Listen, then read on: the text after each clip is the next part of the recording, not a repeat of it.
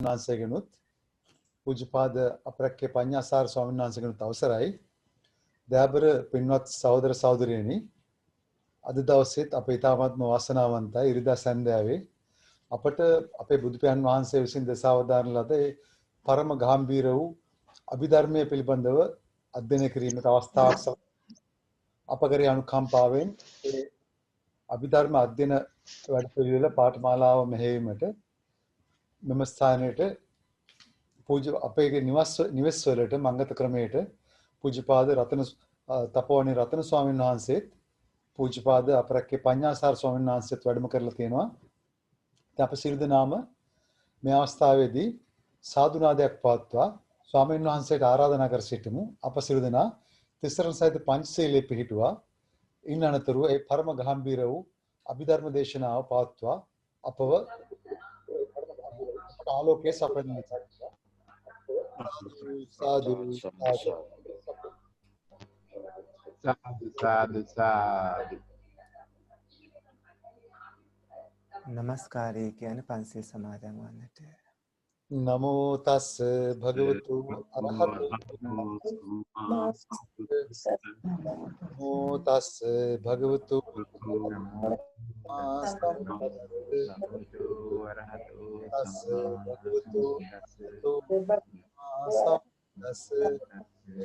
බුද්ධං සරණං ගච්ඡාමි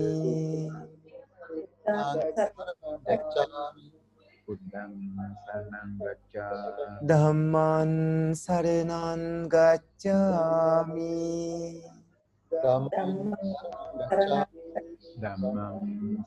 සංඝං සරණං ගච්ඡාමි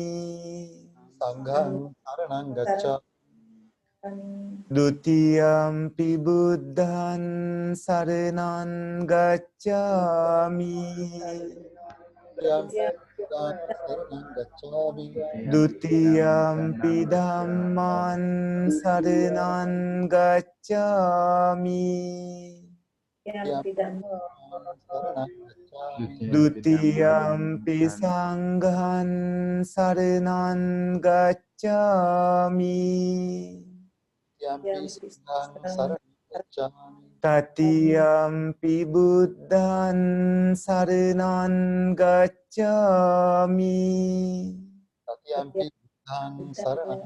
တတိယံ පි ධම්මං සරණං ගච්ඡාමි တတိယံ පි සංඝං සරණං ගච්ඡාමි තිසරණ ගමනං සම්පුන්නං පාණාතිපාතා වේරමණී සික්ඛාපදං සමාදියාමි. පාණාතිපාතා වේරමණී සික්ඛාපදං සමාදියාමි. අදින්නාදාන වේරමණී සික්ඛාපදං සමාදියාමි. අදින්නාදාන වේරමණී සික්ඛාපදං සමාදියාමි. කාමීසු මිච්ඡාචාරා වේරමණී සික්ඛාපදං සමාදියාමි. කාමේසු මිච්ඡාචාරා වේරමණී සික්ඛාපදං සමාදියාමි. මුසාවාදා වේරමණී සික්ඛාපදං සමාදියාමි. මුසාවාදා වේරමණී සික්ඛාපදං සමාදියාමි. සුරාමීරය මජ්ජපමාදට්ඨානා වේරමණී සික්ඛාපදං සමාදියාමි. සුරාමේර මජ්ජපමාදට්ඨානා වේරමණී සික්ඛාපදං සමාදියාමි. මේ තිසරණ සහිත වූ මේ තිසරණ සහිත වූ පංචශීලය පංචශීලය මාර්ගඵල නිවන් අවබෝධ වීම පිණිසම නිවන් අවබෝධ වීම පිණිසම හේතු වේවා හේතු වේවා. තිසරණීන සද්දිම් පංච සීලන් ධම්මං සාදුකං සුරක්ඛිතං කତ୍වා අපමාදේන සම්පාදේත. ආම භන්තේ සාදු සාදු සාදු. සමන්ත චක්කවාලීසු අත්‍රා ගච්ඡන්තු දේවතා සද්ධම්මං මුනි රාජස් සුනන්තු සග්ග මොක්ඛදම් ධම්ම ශ්‍රවණ කාලෝ අයං බදන්තා ධම්ම ශ්‍රවණ කාලෝ අයං බදන්තා ධම්ම ශ්‍රවණ කාලෝ අයං බදන්තා. සාදු සාදු සාදු. නමෝ තස් භගවතු අරහතු සම්මා සම්බුද්දස්ස. නමෝ තස් භගවතු අරහතු සම්මා සම්බුද්දස්ස. නමෝ තස් භගවතු අරහතු සම්මා සම්බුද්දස්ස. සාදු සාදු සාදු. කරුණාවන්ත ගුණබර සත්පුරුෂ පින්වත්නි, අද දිනයේදී අභිධර්ම පාඩම ආරම්භ කරන්න සූදානම් වෙන්නේ රත්නපුර පැල්වාඩිය මිනිපුර අමාසාන්ති තපුවන ආරණ්‍ය සේනාසනයේ සිට අප ශිෂ්‍ය අපරැකේ පඤ්ඤාසාර පොඩි හාමුදුරන් වහන්සේ තාක්ෂණික කටයුතු මෙහෙයවමිනුත් ඒ වගේම අද ධර්ම දායකත්වයේ දරමින් ඩුබායි පදිංචි පින්වන්ත ධම්මික ගමගේ මහත්මාණන්, ඒ පින්වත් ශාන්ති ගමගේ මහත්මිය, ජීනිය පුතුණුවන් දායකත්වයේ දරමින් පින්බර ඔය සත්පුරුෂය හැමදෙනාම විවිධ රටවල් වල සිටිමින් පින්වත්නි අභිධර්ම පාඩම ආරම්භ කරන්නට සූදානම් වෙන්නේ. සත්පුරුෂ පින්වත්නි, අද පින්වන්ත ඔය ඇත්තන්ට අභිධර්ම පාඩම් මාලාවේ 3 වෙනි පාඩමයි පින්වත්නි කරන්නට සූදානම් වෙන්නේ. අපි කලින් වාර දෙකේදී කියලා දුන්නු කරුණු වලට ඔබේ අවධානය යොමු කරනවා. විශේෂයෙන්ම සත්පුරුෂ පින්වත්නි, ඔබට මතක ඇති අපි ත්‍රිපිටකය ගැන කියලා දුන්නා. ඒ වගේම ත්‍රිපිටකයේ සූත්‍ර පිටකයේ සූත්‍ර දේශනා ධම්සක් පැවතුම් සූත්‍රයේ පටන් භාග්‍යවතුන් වහන්සේ පීනුවම් පානාතේ දේශනා කළ ආකාරයත්, ඒ වගේම පින්වත්නි විනය පිටකයේ විනය ප්‍රඥාප්ති නිරබ්බිදෝහි සාරිපුත්ත භික්ඛු සංඝෝ ආදී විදිහට භාග්‍යවතුන් වහන්සේ බුද්ධත්වයෙන් 12 වෙනි වර්ෂයේදී කිසිම අර්බුදයක් නැති නිර්දෝෂී, කිසිදු දුස්සීල කමක් නැති මේ වගේ සිල්වත් පිරිසකට විනය නීති පනවන්නට කිසිදු වරදක් නැහැ. අනාගතයේදී වැරදි සිදුවන විට විනය නීති පනවනවා ආදී විදිහට දේශනා කරමින් සුදින්න භික්ෂුන් වහන්සේගේ සිදුවීමත් එක්ක විනය නීති පනවන්න ආරම්භ කළ විදිහත්, ධම්සක් පැවතුම් සූත්‍රය, අනත්ත ලක්ඛණ සූත්‍රය, ආදිත්ත පරියාය සූත්‍රය, ඒ ආදී මුල් කාලීන සූත්‍ර දේශනාවල සිට සූත්‍ර පිටකේ පුරා විහිදිලා තියෙන ඒ ස්කන්ධ ධාතු ආයතනාදී කාරණා සියල්ල භාග්‍යවතුන් වහන්සේ පුද්ගල බීති යනු උග්ගටිතඤ්ඤ ආදී විදිහට දේශනා කරපු විදිහත් අපි ඔබට කියලා දුන්නා. ඒ වගේම බුද්ධත්වයෙන් 7 වෙනි වර්ෂයේදී භාග්‍යවතුන් වහන්සේ විසින් පින්වත්නි අංග සම්පූර්ණව අභිධර්මය දිව්‍ය ලෝකේ මාතෘ දිව්‍ය රාජ්‍ය ප්‍රමුඛ දිව්‍යවරුන්ටත් ඒ වගේම මනුස්ස ලෝකයේ සරියුත් මහරහතන් වහන්සේටත් දේශනා කළ ආකාරයේ අපි කියලා දුන්නා. සරියුත් මහරහතන් වහන්සේ අර 500ක් ශිෂ්‍ය රහතන් වහන්සේලාට ඉගැන්වූ ආකාරයත් අපි පින්වන්ත ඔබට කියලා දුන්නා. ප්‍රකරණ ග්‍රන්ථ 7 ආදී සියලු කරුණු කියලා දීලා සූත්‍ර පිටකය ගැන හැඳින්වීමකුත් විනය පිටකය ගැන හැඳින්වීමකුත් කරලා අභිධර්ම පිටකය ගැන හැඳින්වීමකුත් කළා.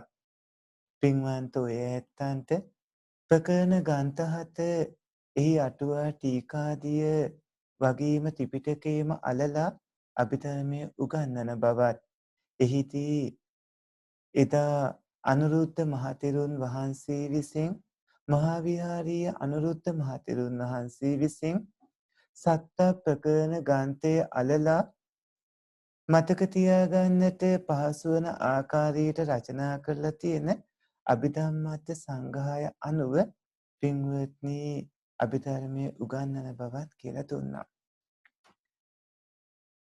දැන් ඔය ඇත්තන්ට පින්වත්නි අපි අභිධර්මයේ තුන්වෙනි පාඩම විදිහට කියලා දෙන්න බලාපොරොත්තු වෙන්නේ සිත සම්බන්ධව එහෙම. පින්වන්ත ඔය ඇත්තන්ට මතකයි පරමාර්ථ ධර්ම 4ක් තියෙනවා කියලා කිව්වා. ඒ පරමාර්ථ ධර්ම 4 තමයි චිත්ත, චෛතසික, රූප, නිබ්බාන කියලා කියන්නේ. කියන්න බලන්න හැමෝම චිත්ත, චෛතසික, රූප, නිබ්බාන කියලා කියන්නේ. ඒ පරමාර්ථ ධර්ම 4ෙන් පින්වත්නි අපි චිත්ත පරමාර්ථය ගැන තමයි අද කියලා දෙන්න බලාපොරොත්තු වෙන්නේ. අපි අභිධම්මත සංග්‍රහයේ තත්ත චිත්තං තාව චතුප්පිතං හෝති කාමාවචරං රූපාවචරං අරූපාවචරං ලෝකුත්තරං චේති කියලා සඳහන් වෙනවා. එතන කියන්නේ පින්වත්නි මේ හිත කාමාවචර රූපාවචර අරූපාවචර ලෝකෝත්තර විදිහට 4 ආකාරයකට බෙදනවයි කියන එක. තත්ත චිත්තන්තාව චතුබ්බිදං හෝති කාමාවචරං රූපාවචරං අරූපාවචරං ලෝකුත්තරං චේති. එතකොට මේ හිත කාමාවචර රූපාවචර අරූපාවචර ලෝකෝත්තර විදිහට 4 ආකාරයකට බෙදනවා. පින්වත්නි සිතත් චෛතසිකත් ඒ වගේම අටවිසි රූපත් නිවනත් කියන පරමාර්ථ ධර්ම 4ෙන් සිත සත්වයෝ වාසය කරන ස්ථානවල හැටියටත් සත්වයින් පිළිබඳව තියෙන යම් යම් විශේෂ අවස්ථාවන් වල හැටියටත් 4 ආකාරයකට බෙදන්න පුළුවන් ආකාරයේ තමයි ඒ කාමාවචර රූපාවචර අරූපාවචර ලෝකෝත්තර කියලා කියන්නේ. පින්වත්නි කාමාවචර විදිහට රූපාවචර විදිහට අරූපාවචර විදිහට සත්වයෝ වාසය කරන ස්ථානවල හැටියට බෙදන්න පුළුවන්. හැබැයි ඒ සත්වයින්ගේ විශේෂ ස්වභාවයන් අනුව ඒ කියන්නේ සත්වයන් පිළිබඳ විශේෂ අවස්ථාවන් මාර්ගඵල ස්වභාවයන් අනුව ලෝකෝත්තර විදිහට මේ හිත බෙදන්න පුළුවන්කම තියෙනවා. ඒ වගේම සත්පුරුෂ පින්වත්නි මෙතනදී සිත බෙදෙන ආකාරය ගැන කියලා දෙනකොට සිත පින්වත්නි හඳුන්වන්න තියෙන නමුත් ඔබ දැනගන්නට ඕන. අපි කාමාවචර විදිහට සිත බෙදනවා වගේම රූපාවචර අරූපාවචර ලෝකෝත්තර විදිහට සිත බෙදනවා වගේම දැනගන්න ඕන සිතට කියන තවත් නම් මොනවදත් කියලා. පින්වත්නි ඔය ඇත්තන්ට සූත්‍ර දේශනාවලදී හිතට කියන නම් එක එක ආකාරයට හම්බ වෙනවා. අපි අභිධර්ම පිටකයේ ප්‍රකරණ ග්‍රන්ථවල පින්වත්නි ධම්මසංගණී ප්‍රකරණේ සිත පිළිබඳව මෙහෙම තමයි නම් 11කින් කියන්නේ. කතමන් තස්මින් සමයේ චිත්තං හෝති යන් තස්මින් සමයේ චිත්තං මනෝ මානසං හදයන් පණ්ඩරං මනෝ මනායතනම් මනින්ද්‍රියං විඥානං විඥානක්ඛන්‍தோ තච්ඡා මනෝ විඥාන ධාතු ඉදන් තස්මින් සමයේ චිත්තං හෝති කියලා. ඒ කියන්නේ සත්පුරුෂ පින්වත්නි සිත කියලා කියන්නේ මොකද්ද කියන කාරණාවේදී සිතක් ඒ වගේම දැන් මෙතනදී කතමන් තස්මින් සමයේ චිත්තං හෝති. ඒ කියන්නේ සිත කියලා කියන්නේ මොකද්ද කියලා බැලුවහම පින්වත්නි යන් තස්මින් සමයේ ඔන්න දැන් නම් ටික කියනවා සිත හඳුන්වන්නේ කියන අනිත් නම් ටික චිත්තං මනෝ මානසං හදයන් පණ්ඩරං මනෝ මන ආයතනං මනින්ද්‍රියං විඥානං විඥානක්ඛන්‍தோ තච්ඡා මනෝ විඥාන ධාතු. ඒ කියන්නේ පින්වත්නි චිත්තං මනෝ මානසං හදයන් පණ්ඩරං මනෝ මන ආයතනං මනින්ද්‍රියං විඥානං විඥානක්ඛන්‍தோ තච්ඡා මනෝ විඥාන ධාතු කියලා. එතකොට මේ විදිහට හිත හඳුන්වන නම් තමයි අපි ඒ ආකාරයට කිව්වේ. පින්වත්නි සිත කියලා කියන්නේ අරමුණු දැනීමේ ශක්තියට කියලා අපි ගිය සතියේදී ඔබට කියලා දුන්නා. ආරම්මන විචාන ලක්කනං චිත්තං කියලා.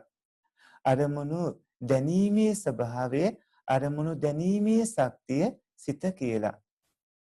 ඒ දැනීම පින්වත්නි ඔබේ ඇසත් ඔබේ කනත් ඔබේ නාසයත් ඔබේ දිවත් ඔබේ ශරීරයත් කියන මේ ඉන්ද්‍රිය පහෙන්දත් ඒ වගේම සුද්ධ මනෝද්වාරයේ හින්දත් ඇති වෙනවා.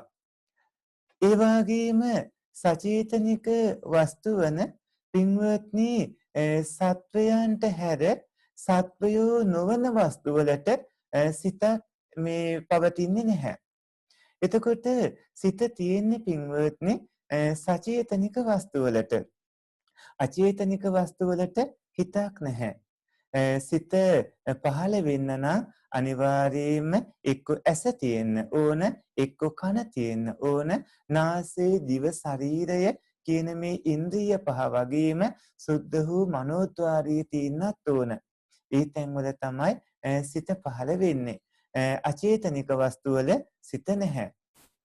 පින්වත්නි සිත කියන තනි වචනයෙන් කිව්වට එක සත්වයකට තියෙන එකම හිතක් නෙමෙයි. හුඟක් ඇත්ත හිතන් ඉන්නවනේ කලින් භවයේ තිබ්බ හිතමයි මේ භවයේ හටගත්තේ එහෙම කියලා. එහෙම දෙයක් මෙතන නැහැ. සිත කියන්නේ පින්වත්නි පරම්පරාවක් කියලා දැනගන්නට ඕනේ. සිත කියන්නේ පරම්පරාවක්. එතකොට සිත පරම්පරාවක් විදිහට ඔය ඇත්තන්ට ඒක තේරෙන්නේ නැත්තේ. මේ සිත ඊතා වේගයෙන් හටගෙන නැතුව යන හින්දා. ඒ වගේම හටගෙන නැතුව යනකොට හිඩසක් අතරක් නැතිවම හටගන්න හින්දා. පින්වත්නි හිඩසක් අතරක් නැතුව අඛණ්ඩවම එක දිගටම සිත් පරම්පරාව පවතින හින්දා තමයි ඒක එහෙම තේරෙන්නේ නැත්තේ. පින්වත්නි සිත් පරම්පරාවේදී සිත අපිට එකපාර දෙකක් විදිහට පහළ වීමක් හම්බ වෙන්නේ නැහැ. මේ සිත් පරම්පරාවේ එකපාර හටගන්නේ එක සිතක් විතරයි. ඒ හටගන්න හිතත් පින්වත්නි එක අරමුණක් විතරක් අරගෙන හටගන්නේ. එක හිතකට බෑ අරමුණු දෙකක් ගන්න. එක හිතකට පුළුවන් වෙන්නේ එක අරමුණක් ගන්න විතරයි. මෙතෙන්දී ඔය ඇත්ත පටලව ගන්න එපා. සාමාන්‍ය ජීවිතයේදී ඔබ කතා කරන පින්වත්නි මට අරමුණක් තියෙනවා මං ඒ අරමුණු දෙසා කටයුතු කරන්න කියලා හිතනදී මෙතන අරමුණ කියලා කියන දේ එකක් කියලා. මෙතන අරමුණ කියන්නේ හිතට දැනෙන දේවල් වලට නමක්. සිත කියන්නේ දැනීම නම් සිතට දැනෙන දේවල් වලට තමයි පින්වත්නි අරමුණ කියලා කියන්නේ. එතකොට සාමාන්‍ය ජීවිතයේ ඔබ කතා කරන අරමුණ කියන එකයි මෙතන අරමුණ කියන එකයි දෙක. ඒ වගේම පින්වත්නි එක හිතකට එක අරමුණක් විතරක් අරගෙන මේ ඇති වෙන්න පුළුවන් වෙන්නේ. ඒ වගේම ඒ ගන්න අරමුණේ එක ස්වභාවයක් විතරයි ගන්නෙ.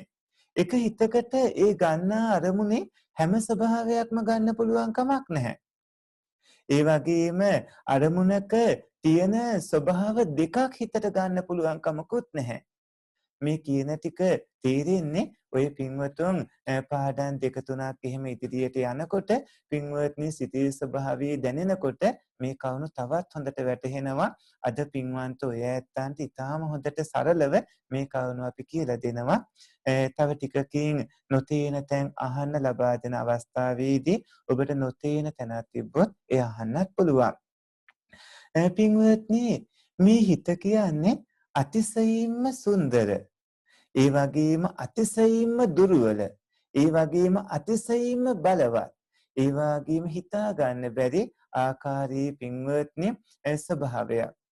මේ බව තේරුම් ගන්න, හිතේ ස්වභාවය තේරුම් ගන්න ඔය ඇත්තෝ පින්වත්නි සිත හට ගන්න ආකාරයේ, ඒ වගේම සිතේ ආයුෂ, ඒ වගේම සිත උපදින්නේ මොන වගේ තැන්වලද, මේ වගේ ඒ කරුණු දැන ඉගෙන ගන්නටත් ඕන. එතකොට තමයි මේ හිතේ ස්වභාවය හොඳට වටහා ගන්න පුළුවන්කම ලැබෙන්නේ. පින්වත්නි මුලින්ම අපි සිත හටගන්න ආකාරය කියලා දෙන්න සූදානම් වෙන්නේ. ඔය ඇත්තන්ගේ ඔය සිත ගැන කතා කරද්දී පින්වත්නි සිතක් හටගන්න කරුණු කිහිපයක් සම්පූර්ණ වෙන්න ඕනේ. ඒ කරුණු කිහිපය අතර එකක් තමයි පින්වත්නි පළවෙනිවැන්න තමයි පැවතෙන සිත් පරම්පරාවක් තියෙන්න ඕන. පැවතින සිත් පරම්පරාවේ මුල හොයාගෙන ගියොත් ඔය ඇත්තන්ට කවදාවත් මේ පැවතින සිත් පරම්පරාවේ මුල හොයාගන්න පුළුවන් කමක් නැහැ. ඒක හරියට අඹගස් වගේ. පින්වත්නි අඹගස් ඇති වෙන්නේ අඹගස් පරම්පරාවක. ඔය සත්පුරුෂයෝ ඒ අඹගස් පරම්පරාවේ මුල් අඹගහ හොයාගෙන ගියොත් ඔය ඇත්තන්ට කවදාවත්ම ඒ මුල් අඹගහ හම්බ වෙන්නේ නැහැ. පින්වත්නි ඔබට සිද්ධ වෙන්නේ අධික තෙහෙට්ටුවක්, අධික වෙහෙසක් ඇතිවීම විතරයි. ඒ වගේ සිතේ මුල් අවස්ථාව හොයාගෙන ගියොත් ඒක පින්වත්නි ඒක හිම හම්බ වෙන්නේ නැහැ. කිසිම දෙයක ආරම්භය කියන්න බැරි වුණාට පස්සේ හුඟක් අය ඒක කවුරු හරි මැව්වා කියලා තමයි කියන්නේ. සර්වබලධාරී මවුන් කරුවෙක් හරි නැත්නම් මහා බ්‍රහ්මයෙක් හරි එහෙම නැත්නම් ලෝකය මවන කෙනෙක් හරි පින්වත්නි ඒ සිත එහෙම නැත්නම් තමන් මැව්වා වගේ මිත්‍යා දෘෂ්ටි සමහර අය ඇති කර ගන්නවා. හැබැයි මේ මැව්වා කියලා කියන අයගෙන් අපි ඇහුවොත් ඒ මැවුම්කාර දෙවියා හරි බ්‍රහ්මයා හරි පහළ වුණේ කොහොමද, ඔහුව මැවුනේ කොහොමද කියලා ඇහුවොත් කාටවත් ඒක කියන්න පුළුවන් කමක් නැහැ. සම්මුතියේදී අපි දෙවියෝ මිනිස්සුયો බ්‍රහ්මයෝ විදියට එහෙම කතා කළාට පරමාර්ථ ධර්ම ඊට වඩා ගැඹුරුයි.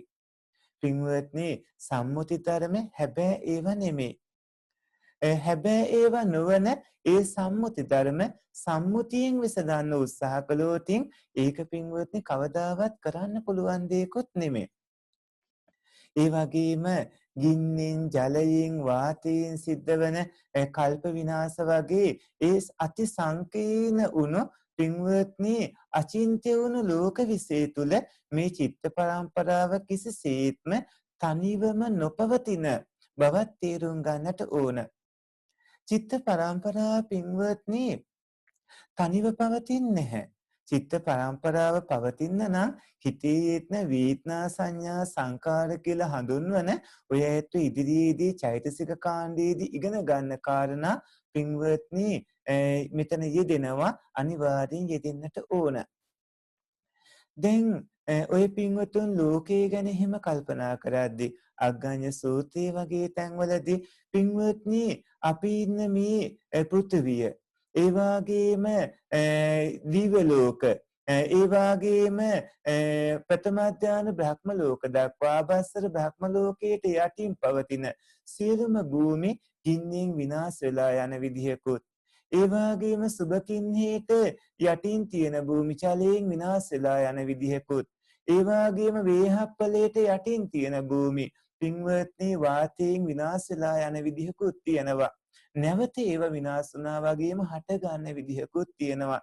මේ විදිහට කවුන බැලුවාම සත්පුරුෂ පින්වත්නි ඔය ඇත්තන්ට මේ අති සංකීර්ණ වුණු හිතලා අවසන් කරන්න බැරි මේ ලෝක විශ්ය තුල මේ චිත්ත පරම්පරාව පින්වත්නි සීමා රහිත කාලයක සිට පැවතින ආකාරය ගැන හිතලා අවසන් කරන්නත් බැරි තරම් මෙතන හේතුඵල ධර්මයන්ගේ ක්‍රියාකාරීත්වයක් වුණ ධර්මතා වැඩ පිළිවෙලක් තියෙන්නේ. අභිධර්ම ඥානයේ මුහුකුරා යනකොට ඔය පින්වතුන්ට මේ කවුන පිළිබඳ ඉතා විශාල අවබෝධයක් ඇති වෙනවා. පින්වත්නි දැන් අපි සිතක් හටගන්නේ කොහොමද කියලායි කියලා දෙන්න බලාපොරොත්තු වෙන්නේ. සිතක් හටගන්නේ කොහොමද? සිතක් හටගන්නට අනිවාර්යයෙන්ම අරමුණක් තියෙන්නම ඕන. අරමුණ කියලා කියන්නේ පින්වත්නි හිතට දැනෙන දේවල් වලට. සිතට දැනෙන අරමුණු 6ක් තියෙනවා. ඒ තමයි චක්කු විඥාණයට පින්වත්නි රූප අරමුණු දැනෙනවා. ඒ වගේම පින්වත්නි මේ සෝත විඥාණයට ශබ්ද අරමුණු දැනෙනවා. ගාන විඥාණයට ගන්ධ අරමුණු දැනෙනවා. ජීවහා විඥාණයට රස අරමුණු දැනෙනවා. කාය විඥාණයට පොට්ටබ්බ අරමුණු දැනෙනවා. මනෝ විඥාණයට ධම්ම කියන අරමුණු දැනෙනවා. එතකොට සිත කියන්නේ දැනීම නම් ඒ සිතට දැනෙන දේවල් වන ඒ අරමුණු රූප, ශබ්ද, ගන්ධ, රස, පොට්ටබ්බ, ධම්ම කියලා 6ක් තියෙනවා. පින්වත්නි හරියට දුර්වල කෙනෙක්ට නැගිටින්න හැරමිටියක් ඕන වෙනවා වගේ. සිතක් ඇති වෙන්නත් අනිවාර්යයෙන්ම අරමුණක් තියෙන්නම ඕන. මේක හැම සිතකටම අදාළයි. ලෞකික ලෝකෝත්තර ප්‍රඥාප්ති පරමාර්ථ මේ හැම දෙයක්ම මේකට ඇතුළත් වෙනවා. පින්වත්නි එතකොට සිතකට අරමුණු විශාල ප්‍රමාණයක් හම්බ වෙනවා. ඒ වුණාට එක හිතක් හටගන්නේ එක අරමුණක් එක්ක විතරයි. එක අරමුණක් ඇති වුණු හිතකට තවත් අරමුණක් ගන්න පුළුවන් කමක් නැහැ. මුලින් ඇති වුණු හිත නැති වෙලා ගියාට පස්සේ ඊළඟට ඇතිවන හිත කලින් නැතිව ගිය සිතගත් අරමුණම හරි විනාත් අරමුණක් හරි අරගෙන තමයි පහළ වෙන්නේ. එතකොට ඒක නැවතත් පින්වත්නි අපි කියන ඔය ඇත්තන්ට පින්වත්නි සිතක් පළමුවෙන් ඇතිව නැතිව ගියාට පස්සේ ඇතිවන ඊළඟ හිත කලින් ඇති වුණු හිත නැතුව ගියාට පස්සේ ඒ සිතගත් අරමුණ හරි නැත්නම් වෙනත් අරමුණක් හරි අරගෙනමයි පහළ වෙන්නේ. අනිවාර්යයෙන්ම සිතක් ඇති වෙන්නේ අරමුණක් එක්ක. මේ විදිහට විවිධ අරමුණු අරගෙන සිත් හට ගන්නවා. සිත් හට ගන්නා වගේම නැතුව යනවා.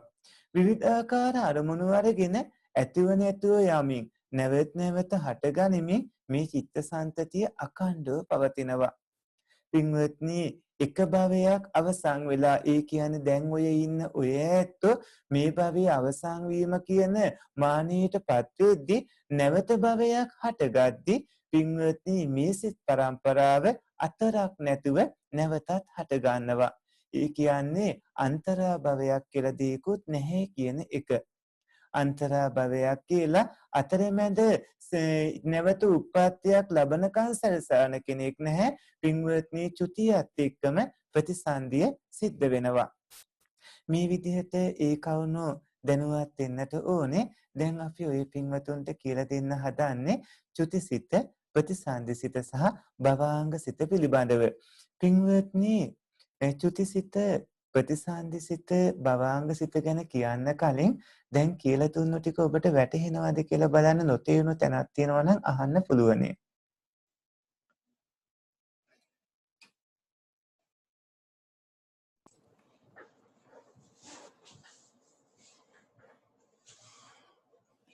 පාඩමට අදාළවම කවුණු ඇහුවොත් අපිට කවුණු සම්පූර්ණ කරගන්න පුළුවනි. ඔව් පින්වන්ත මහත්මයා. අවසරයි ස්වාමීන් වහන්සේ. ඔව් පින්වත් මහත්මයා අහන්න. ඔව් අර මේ චිත්ත පරම්පරාවක් සිඳන එක සහ එක චිත්තක්ෂණයකින් ඊළඟ චිත්තක්ෂණයට යන එක දැන් අපිට පොඩි කාලේ කියන්නේ සාමාන්‍ය කාලෙක නම් මේ දක්වා අපිට මතකයිනේ. එතකොට නමුත් අපි දැන් මේ චිත්ත පරම්පරාවම බිඳලා ඊළඟ චිත්ත පරම්පරාවෙන් ඊළඟ ජීවිතයකට යනකොට එතකොට අපිට මේව වුණත් මතක නෑනේ. ඒ විශේෂත්වය කුමක්ද ස්වාමීන් වහන්සේ? දැන් චිත්ත පරම්පරාවක් බිඳෙනකොට සහ එක චිත්තක්ෂණයකින් ඊළඟ චිත්තක්ෂණයට යනකොට අපිට කැඩි කැඩි ඇහෙන්නේ මහත්මයා. පිළිතුරු ලබා දෙන ප්‍රශ්නේ සම්පූර්ණයෙන්ම ඇහෙන්න ඕන. අපිට ඇහෙන්නේ නැහැ මහත්මයා.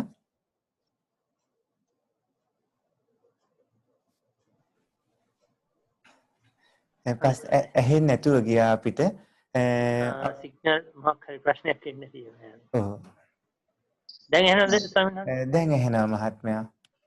හොඳයි මේ මම ඇහුවේ ස්වාමීන් වහන්සේ දැන් චිත්ත පරම්පරාවක සිඳීම සහ චිත්තක්ෂණයකින් තවත් චිත්තක්ෂණයකට යන එකේ වෙනස කුමක්ද කියලා. මොකද චිත්ත පරම්පරාවකින් වෙනුනට පස්සේ අපිට ඊළඟ ජීවිතයේදී මේ ජීවිතේ මතක නැහැනේ. ඒ ගැන තමයි යොසේ ස්වාමීන් වහන්සේ. ඕපින්වන්ත මහත්මයා බොහොම හොඳයි ප්‍රශ්නේ අහපු එක. ඔන්න ඒ කවුණු තේරුම් ගන්නට ඔය ඇත්තන්ට පින්වත්නි පත්‍ය 24ක් ගැන දැනගන්නකන් යන්න වෙනවා. මොකද ඔය කවුණු හොඳටම තේරුම් ගන්න අපි හේතුපත්‍යෝ ආරම්මනපත්‍යෝ අධිපත්‍යෝ අනන්තරපත්‍යෝ ආදී විදිහට පින්වත්නි මේ නාම රූප ධර්මයේ එකිනෙක කවුණු වලට පත්‍ය වෙන ආකාරය ප ဋ ාණයේදී ඉගෙන ගන්නවා. ඔය පින්වතුන්ට දැන් තියෙන මේ කාරණා ඊළඟට කොහොමද බලපාන්නේ, ඒ වගේම අනාගතයේදී ඒක කොහොමද ඊළඟ සිත්වලට බලපාන්නේ ආදී විදිහට හොඳටම තේරුම් ගන්න පුළුවන්. පින්වත්නි පත්‍ය වෙන කාරණා දැනගත්තාම එතෙන්දී කර්මයේ පත්‍ය වෙන ආකාරය, ඒ වගේම මුලින් ඇතිවන හිත නැතුව යද්දි පසුව ඇතිවන හිතට ඒක බලපාන විදිය, පසුව ඇතිවන සිත ඇති වෙන්න මුලින් ඇති වුණු හිත බලපාන විදිය වගේම පින්වත්නි රූපාදීට උපකාර වන විදිය, එහෙම වෙනකොටම හටගන්න රූප, ඒ වගේම විපාක සත්‍යයක් ලබා දෙන සිත්, විපාක සත්‍යයක් ලබා නොදෙන සිත්, හේතු යෙදෙන විදිය අනුව ඒක බලවත් වෙන විදිය, දුර්වල වෙන විදිය, මේ වගේ විශාල කතාවක් ඉදිරියේදී දැනගන්න තියෙනවා. ඔය කිව්ව කවුනට අදාළව පින්වත්නි අද පාඩමේදී කවුණු කීපයක් ඉස්සරහදී කියවෙනවා. නැවතත් මම පාඩමට යොමු වෙන්නම්. ඔය පින්වතුන්ට ගැටලුවක් තිබ්බොතින් ඊළඟ වෙලාවෙදී අහන්න. පින්වත්නි දැන් චුතිය ප්‍රතිසන්දියයි අතර ඒ පින්වන්ත මහත්මයා හො කාරණාවටත් අදාළව මෙතෙන්ද කියවෙන්නේ. ඊළඟ භවයට පැමිණීම ආදී කවුණුත් බලද්දී පින්වත්නි අපි චුතිය ඒ වගේම ප්‍රතිසන්දිය භවාංග කියලා සිත ප්‍රධාන වශයෙන් තවත් 3 ආකාරයකට දැනගන්න පුළුවන්කම තියෙනවා. ඒ කියන්නේ ওই පින්වතුන්ට චුතිසිත කියලා, ප්‍රතිසන්දි සිත කියලා, භවාංග සිත කියලා හිතේ අවස්ථා අනුව 3 ආකාරයකට දැනගන්න පුළුවන්. ඒ තමයි පින්වත්නි සිත කියන තනි වචනයෙන් හැඳුන්වුවාට ඒක චිත්ත පරම්පරාවක් කියලා අපි ඔබට කිව්වනේ. මේ චිත්ත පරම්පරාවේ භවයක මුලින්ම හටගැන්ම සිද්ධ වෙන, ඒ වගේම එහි පැවැත්ම සිද්ධ වෙන, ඒ වගේම එහි අවසානයේ සිද්ධ වෙන සිත අනුව වෙන වෙනම නම් වලින් අපට සිත හඳුන්වන්න පුළුවන්. චුතිසිත, ප්‍රතිසන්දිසිත, භවාංග සිත කියලා. එතකොට චුතිසිත මොකටද මේ චුතිසිත කියලා කියන්නේ? පින්වත්නි ඔය ඇත්තන්ගේ සිත් පරම්පරාවේ යම් වෙලාවක මානයට පත් වෙනකොට නැත්තම් අපි හැමෝම මේ මනුස්ස ජීවිතයෙන් සමුගන්න වෙලාවේදී මානයට පත් වෙනකොට ඒ මිය යන මොහොතේ මේ භවයට අදාළව ඇතිවන අන්තිම හිත හඳුන්වන්නේ චුතිසිත කියලා. ඒ කියන්නේ සිතෙන් කියන කාරණා අනුව දැන් අපි මේ මනුස්ස ජීවිතයේදී මානයටපත් වෙනකොට මේ භවයේ පින්වත්නි අන්තිමට ඇතිවන හිත හඳුන්වන්නේ චුතිසිත කියලා. ඊට පස්සේ ප්‍රතිසන්දිසිත. ප්‍රතිසන්දිසිත කියලා කියන්නේ ඒ මිය යන මොහොතේ ඇතිවන චුතිසිතට පස්සේ කිසිම අතරක් නැතුව හිඩසක් නැතුව පින්වත්නි කොතනක හටගත්තත් ඊළඟ භවයේ පහළවන හිත තමයි ප්‍රතිසන්දිසිත කියලා හඳුන්වන්නේ. කලින් භවයත් පසු භවයත් දෙක සම්බන්ධ කරවන සංදි කරවන හින්දා තමයි ඒකට ප්‍රතිසන්දිසිත කියලා කියන්නේ.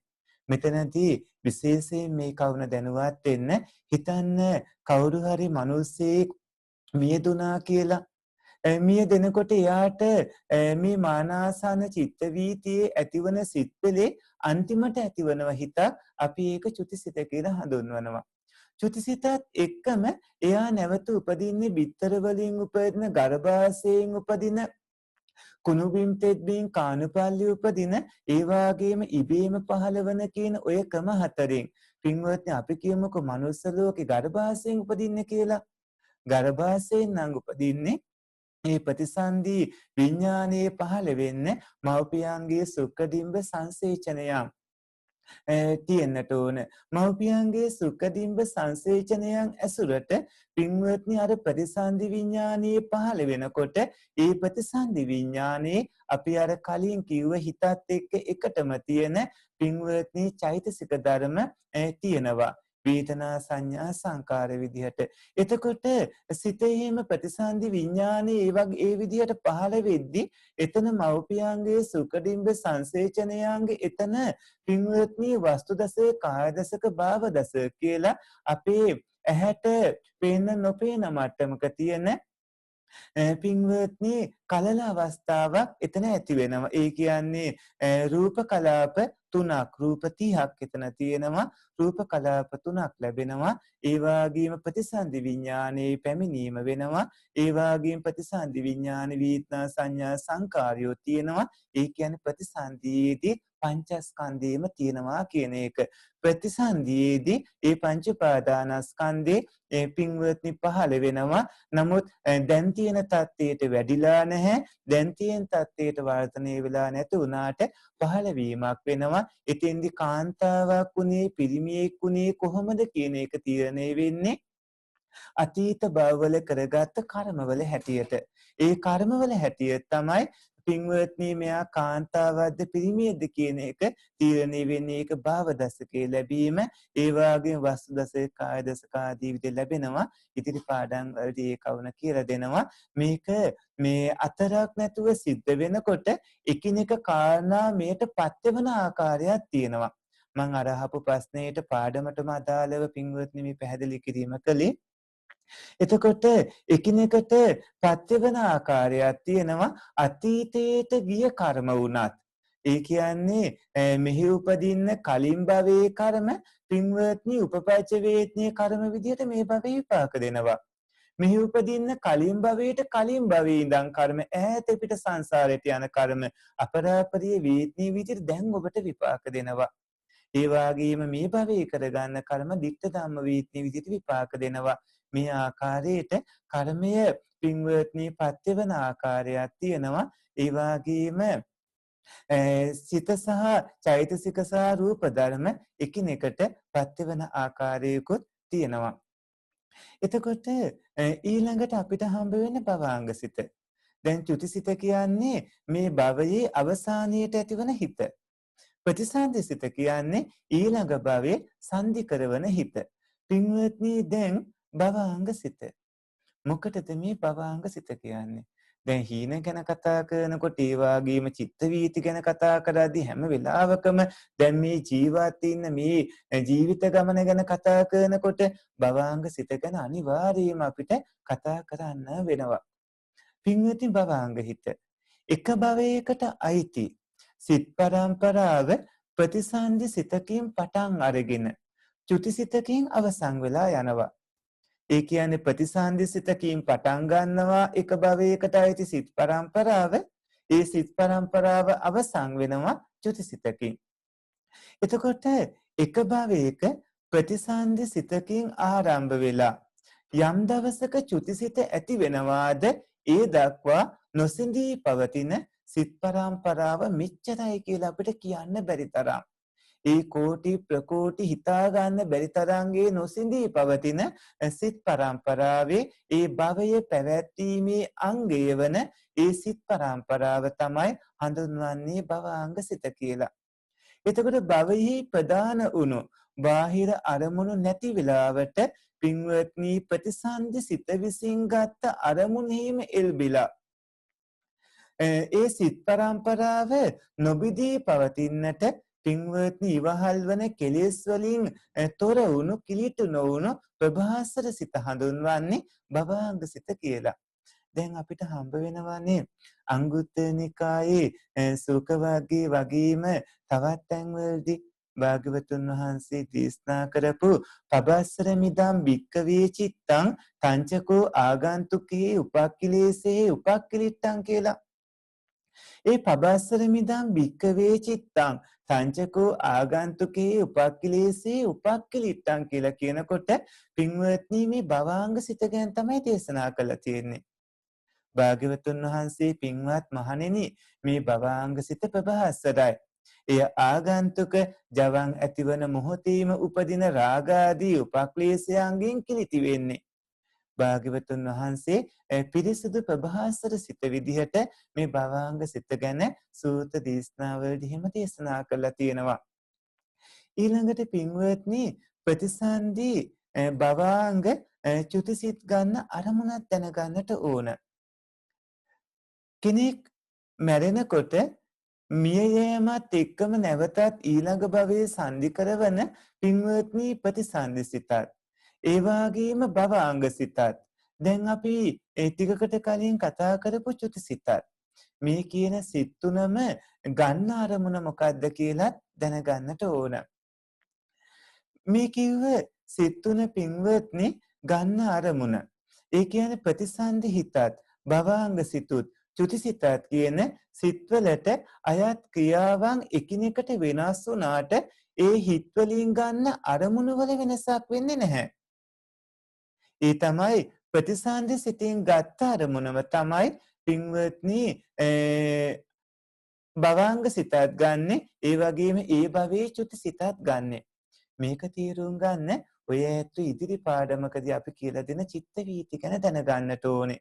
චිත්ත වීති ගැන දැනගත්තාම තමයි මේක හොඳටම තේරුම් ගන්න පුළුවන්කම ලැබෙන්නේ මොකක්ද මේ කිව්වේ කියලා. වර්තමාන භවයට අතීත භවයට ගිය අතීත භවයේ මානාසන්න වෙලාවේ ජවන්සිත ගත්ත අරමුණක් තමයි පින්වත්නි මේ වර්තමාන භවයේ ප්‍රතිසන්දිසිතයි භවාංග සිතුයි ඒ වගේම චුතිසිතයි ගන්නෙ. චුතිසිත ඇතිවන්නට කලින් මානාසන්න චිත්ත වීතිය විදියට හඳුන්වන සිත් පෙළක් ඇති වෙනවා. ඒ සිත් පෙළේ ඒ චිත්ත වීතියට අයිති සිත්වලට හමුවන අරමුණු පින්වත්නි 3 ආකාරයක් වෙනවා. ඒ තමයි කර්ම නිමිති, ගති නිමිති කියලා කියන්නේ. කර්ම නිමිති, ගති නිමිති. මේ එක අරමුණක් අරගෙන මානාසන්න චිත්ත වීතිය ඇති වෙලා චුතිසිතකින් කෙලවර වෙලා යනවා. මේ මානාසන්න චිත්ත වීතිය ඇතිවන කර්ම සිත්වන ජවන් සිත්වල අරමුණ වෙන්නේ මේ තුනෙන් එකක්. ඒ කියන්නේ පින්වත්නි දැන් හිතන්න කවුරු හරි කෙනෙක් මැරෙන්න ලං වෙනවා කියලා. මැරෙන්න ලං වෙනකොට සමහර වෙලාවට තමන්ගේ දූ දරුවන්ට හරි තමන්ගේ ඥාතීන්ට හරි කෑ ගහලා කියනවා නම් අනේ මේ හැමතැනම උල් පිහිගත්ත ආයුධ ගත්ත කට්ටිය ඉන්නේ ඒ වගේ කියනවා නම් එතන පින්වත්නි අනාගත ගති නිමිත්තක් තමයි දැන් පහළ වෙලා තියෙන්නේ. කවුරු හරි කියනවා නම් ඇයි මේ මාව මේ කැලේට ගෙනත් දාලා තියෙන්නේ මේ මාව මේ කැලේ මැදට ගෙනල්ලා දාලා තියෙන්නේ කියලා කියනවා නම් පින්වත්නි කොච්චර පිරිසුදුව තියලා තිබ්බත් අනාගත ගති නිමිත්තක් තමයි පහළ වෙලා තියෙන්නේ. ඒ වගේම කියනවා නම් මේ හැමතැනම මල පහ කරලා මේක අපිරිසුදු වෙන්නේ මේක පිරිසුදු කරන්නේ නැහැ මේ හොඳට පිරිසුදු කරලා ඇඟ පිරිසුදු කරලා ඊටාම කාමරයක් පිරිසුදු කරලා තියෙද්දි නමුත් හැමතැනම මල පහ ආදිය තියනවා වගේ කතා කරනවා නම් ඒත් ගති නිමිති ආදිය පහළ වෙලා තියෙනවා. ඒ වගේම කර්මයේ කර්ම නිමිතිත් ඒ වගේ පහළ වෙනවා. පින්වත්නි මේ එක අරමුණක් අරගෙන මානාසන චිත්ත වීතිය ඇති වෙලා චුතිසිතකින් කෙලවර වෙලා යනවා. මේ මානාසන්න චිත්ත වීතිය ඇති වෙනවා අපි කර්මසිත කියලා හඳුන්වන චේතනාව බලවත්ව යෙත්න පින්වත්නි ජවන්සිත. මේ ජවන්සිත වල අරමුණ වෙන්නේ මේ කිව්ව කර්ම නිමිති ගති නිමිති කියන තුනෙන් එකක්. එතකොට ඊළඟ භවයක් ඇති කරන්න පුළුවන් විපාක ශක්තිය තියෙන මේ ජවන්සිත ඇති වෙන්නේ පින්වත්නි 5යි. සාමාන්‍යයෙන් නම් ජවන්සිත 7ක් ඇති වෙනවා. ඒ වුණාට මානාසන චිත්ත වීතියදී ඇති වෙන්නේ ජවන්සිත 5යි. ඒකට හේතුව වස්තු රූපේ දුර්වල හින්දා. මේ ජවන්සිත 5ක් ඇති වෙලා ඊට පස්සේ ඇතිවන චුතිසිත හටගෙන නැති වෙනකොට පින්වත්නි ඊළඟ භවයේ පහළ කරවන ප්‍රතිසන්දිසිත ඇති වෙනවා. මේ ප්‍රතිසන්දිසිතේ අරමුණ අර කලින් භවයේ චුතිසිතට කලින් තදාරම්මන සිතුත් ඇති වෙන්න පුළුවන් ඇති නොවෙන්න පුළුවන්. චුතිසිතට කලින් ඇති වුණු තදාරම්මන සිත් ඇති වුණා නම් ඒ තදාරම්මන සිත් වලටත් කලින් ඇති වුණු අර දුර්වල ජවන්සිත 5න් ගත්ත පින්වත්නි අරමුණ තමයි මෙතනදී ප්‍රතිසන්දි විඥානයේත් අරමුණ වෙන්නේ. එතකොට චුති සිත ගත්ත අරමුණ නෙමේ චුති සිත ගත්තේ කලින් භවයේ භවාංග සිතේ අරමුණ ඒ භවාංග සිත්වල අරමුණ ප්‍රතිසන්දි විඥානයේ තිබ්බේ අලුත් භවයේ ප්‍රතිසන්දි විඥානයේ ගන්නෙ පින්වත්නි කලින් භවයේ මානාසන්න චිත්ත වීතියේ අර දුර්වල ජවන් පහගත්ත අරමුණ. එතකොට ප්‍රතිසන්දි සිතේ ස්වභාවය මේ විදිහට ඔය පින්වතුන් දැනගන්නට ඕනේ. එතකොට එම හිතට දැනෙන අරමුණ පින්වත්නි කවුරු හරි කෙනෙක් මේ මිය ගිහිලා නැවත උප්පත්තිය ලබන විදිය බලද්දී ඒ කෙනා කොහේද ඉපදුනේ කියලා සාමාන්‍ය කෙනෙක්ට කියන්න පුළුවන් කමක් නැහැ. ඒ අර සිතට ඇති වුණු අරමුණත් ඒ කෙනා නැවත උප්පත්තිය ලැබුව තැනත් කියන්න පුළුවන් වෙන්නේ අභිඥා උපදවාගත්ත අයට පමණයි. අභිඥා උපදවාගත්ත නැති අයට මේ කවුන බලන්න පුළුවන් කමකුත් නැහැ. දැන් අපි චුති ප්‍රතිසන්දි භවාංග නොවන සිත්වලටයි යන්න හදන්නේ. ඊට කලින් ඔය පින්වතුන්ට මේ කිව්ව ටික තේරුණාද? ස්වාමීන් වහන්සේ ගැටලුවක් අහන්නද? ඔව් පාඩමට අදාළව අහන්න මහත්මයා. හොඳයි ස්වාමීන් වහන්සේ මේ චුති චිත්තේ සහ අර ප්‍රතිසන්දි චිත්තේ කියන්නේ චිත්ත පරම්පරාවද නැත්නම් එක චිත්තක්ෂණයක්ද? පින්වන්ත මහත්මයා චුති චිත්තේ සහ ප්‍රතිසන්දි චිත්තේ කියන්නේ චුති සිතට පස්සේ ඇතිවන හිත තමයි ප්‍රතිසන්දි සිත. එතකොට චිත්ත පරම්පරාවක් එක චිත්තක්ෂණයක්ද කියලා ඇහුවොත් ඔය හැම සිතකටම පින්වන්ත මහත්මයා උප්පාදතිති භංග කියලා සන 3ක් තියෙනවා. එතකොට හැම සිතකම සන 3ක් තියෙනවා උප්පාදතිති භංග කියලා. එතකොට චුතිසිතයි ප්‍රතිසන්දිසිතයි එක ළඟ පහළ වෙන සිත් දෙකක් චුතිසිත පහළ වෙනකොටම අතරක් නැතුව ඊළඟට ප්‍රතිසන්දිසිත පහළ වෙන්නට ඕන. ඕපින්වන්ත මහත්මයා ස්වාමින්වහන්සේ දැන් මේ ගරුක කර්මයක් කරාම මේ ප්‍රතිසන්දි සිත බලපානවද මේ චුතිසිත බලපානවද ප්‍රතිසන්දි සිතට? අනිවාර්යයෙන්ම පින්වන්ත මහත්මයා ගරුක කර්ම කියලා කියන්නේ අකුසල පැත්තෙන් නම් මව්පියන් මැරීම, බුද්ධරත්නයේ ලීසලවීම, ඒ වගේම සංඝ බේදී කිරීම, රහතන් වහන්සේලා ඝාතනය කිරීම ආදී කාරණා. ඒ වගේම නියත මිත්‍යා දෘෂ්ටියත් එතන තියෙනවා.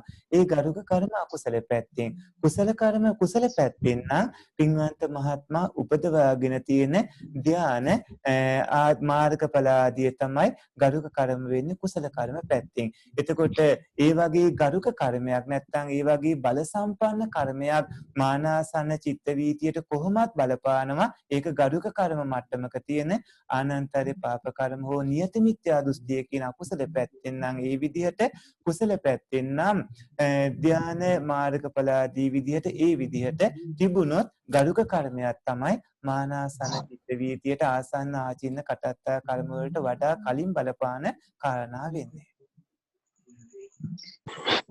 පින් ස්වාමීන් වහන්සේ. හොඳයි පින්වත්.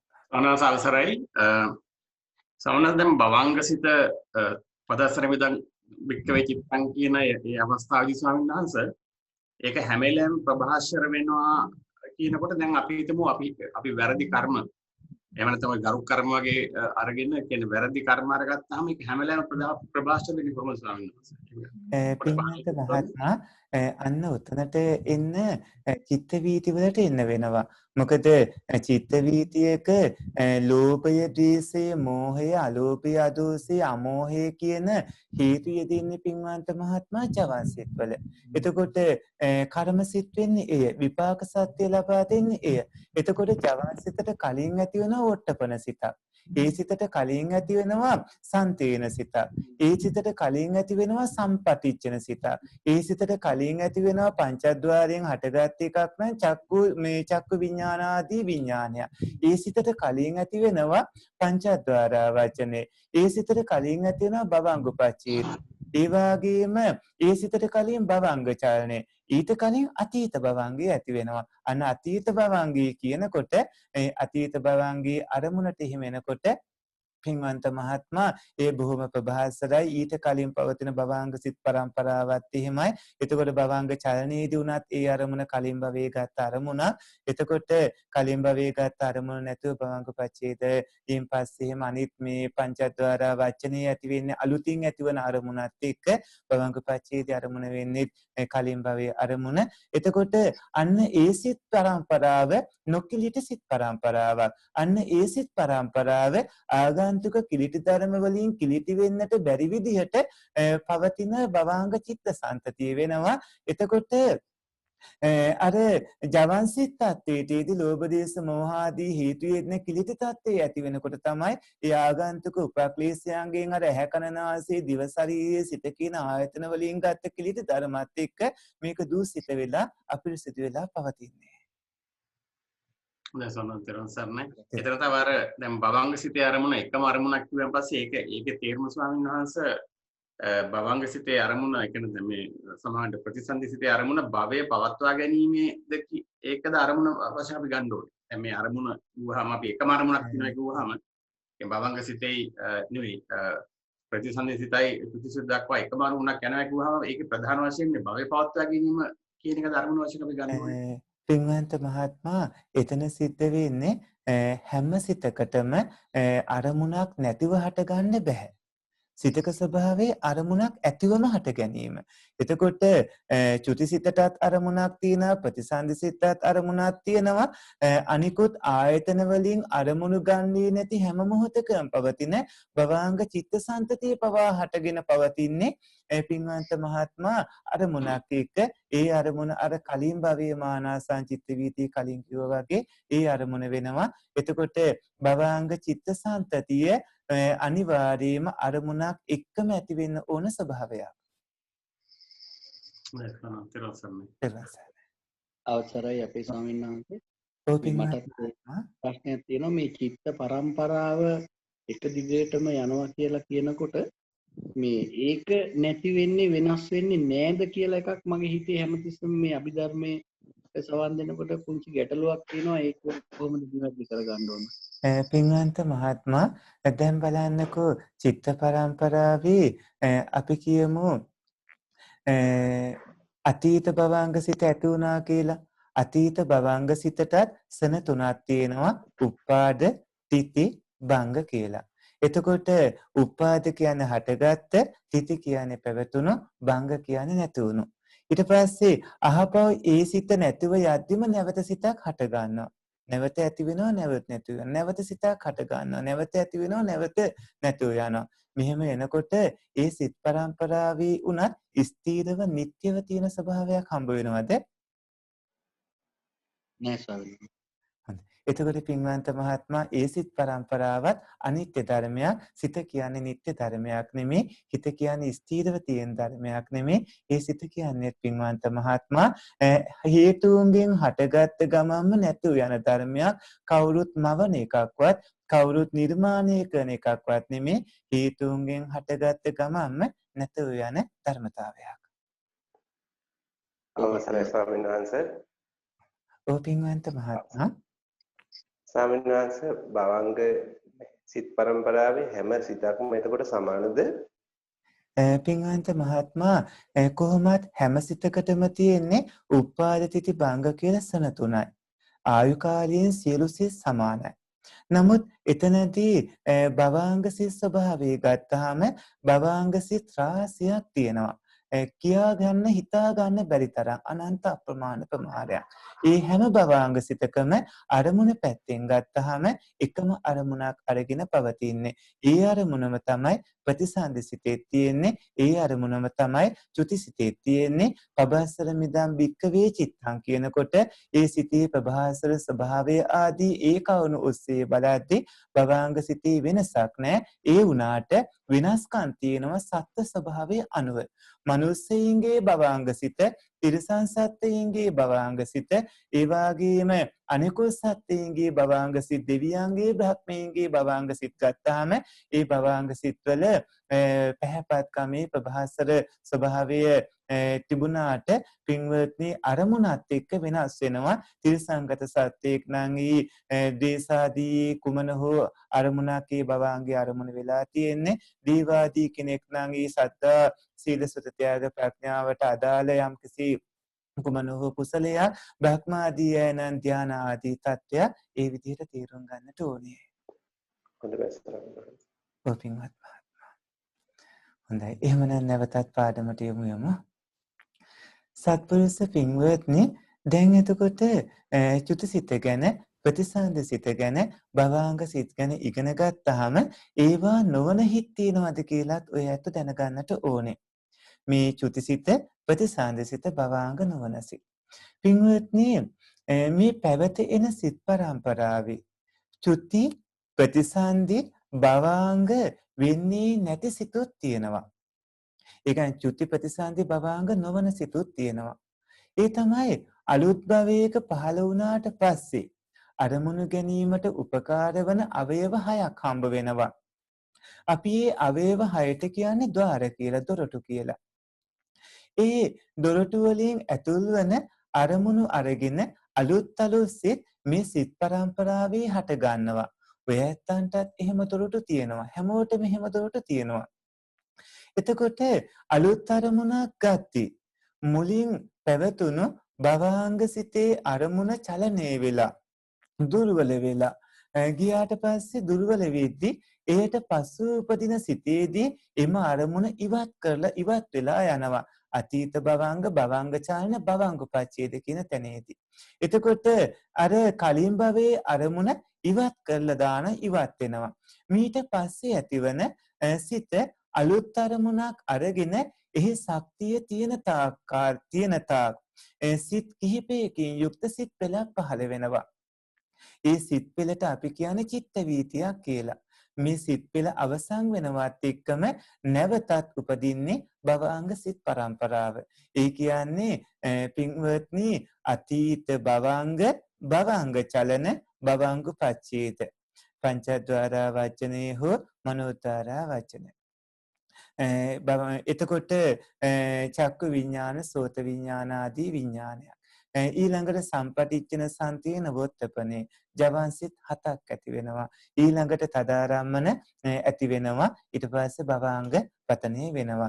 මේ විදිහට පින්වත්නි සාමාන්‍යයෙන් සිද්ධ වෙන්නේ මේ වගේ විනාශකම් සිද්ධ වන ආකාර රූප ආදී ඇතිවීමේ ස්වභාවය අනුව සිදුවන විදිහක් එහෙම තියෙනවා. ඒක චිත්ත වීතිවලදී ඒ ගැන අපි ඔය ඇත්තන්ට කියලා දෙනවා. එතකොට පින්වත්නි මේ ඇවිල්ලා චිත්ත වීතියක්. මේ සිත් පෙළ අවසන් වෙද්දීම නැවතත් උපදින්නේ භවාංග සිත් පරම්පරාව. එතකොට අලුත් අරමුණක් ගන්නට කැමැත්ත ඇති වුණොත් මේ කිව්ව විදිහටම භවාංගය බිඳි අලුත් අරමුණක් ඇති චිත්ත වීතියක් හට ගන්නවා. යම් කිසි දවසක ඔය පින්වතුන් රහත් වෙලා පීනවම් පානවාද ඒ රහත් වෙලා පීනවම් පානකම් මේ සිත් පරම්පරාව මේ විදිහට නොසිදීම පවතිනවා. తాවකාලික මේ සිත් පරම්පරාව හටගන්න එක නතර කරන්න පුළුවන් අවස්ථා දෙකකුත් තියෙනවා.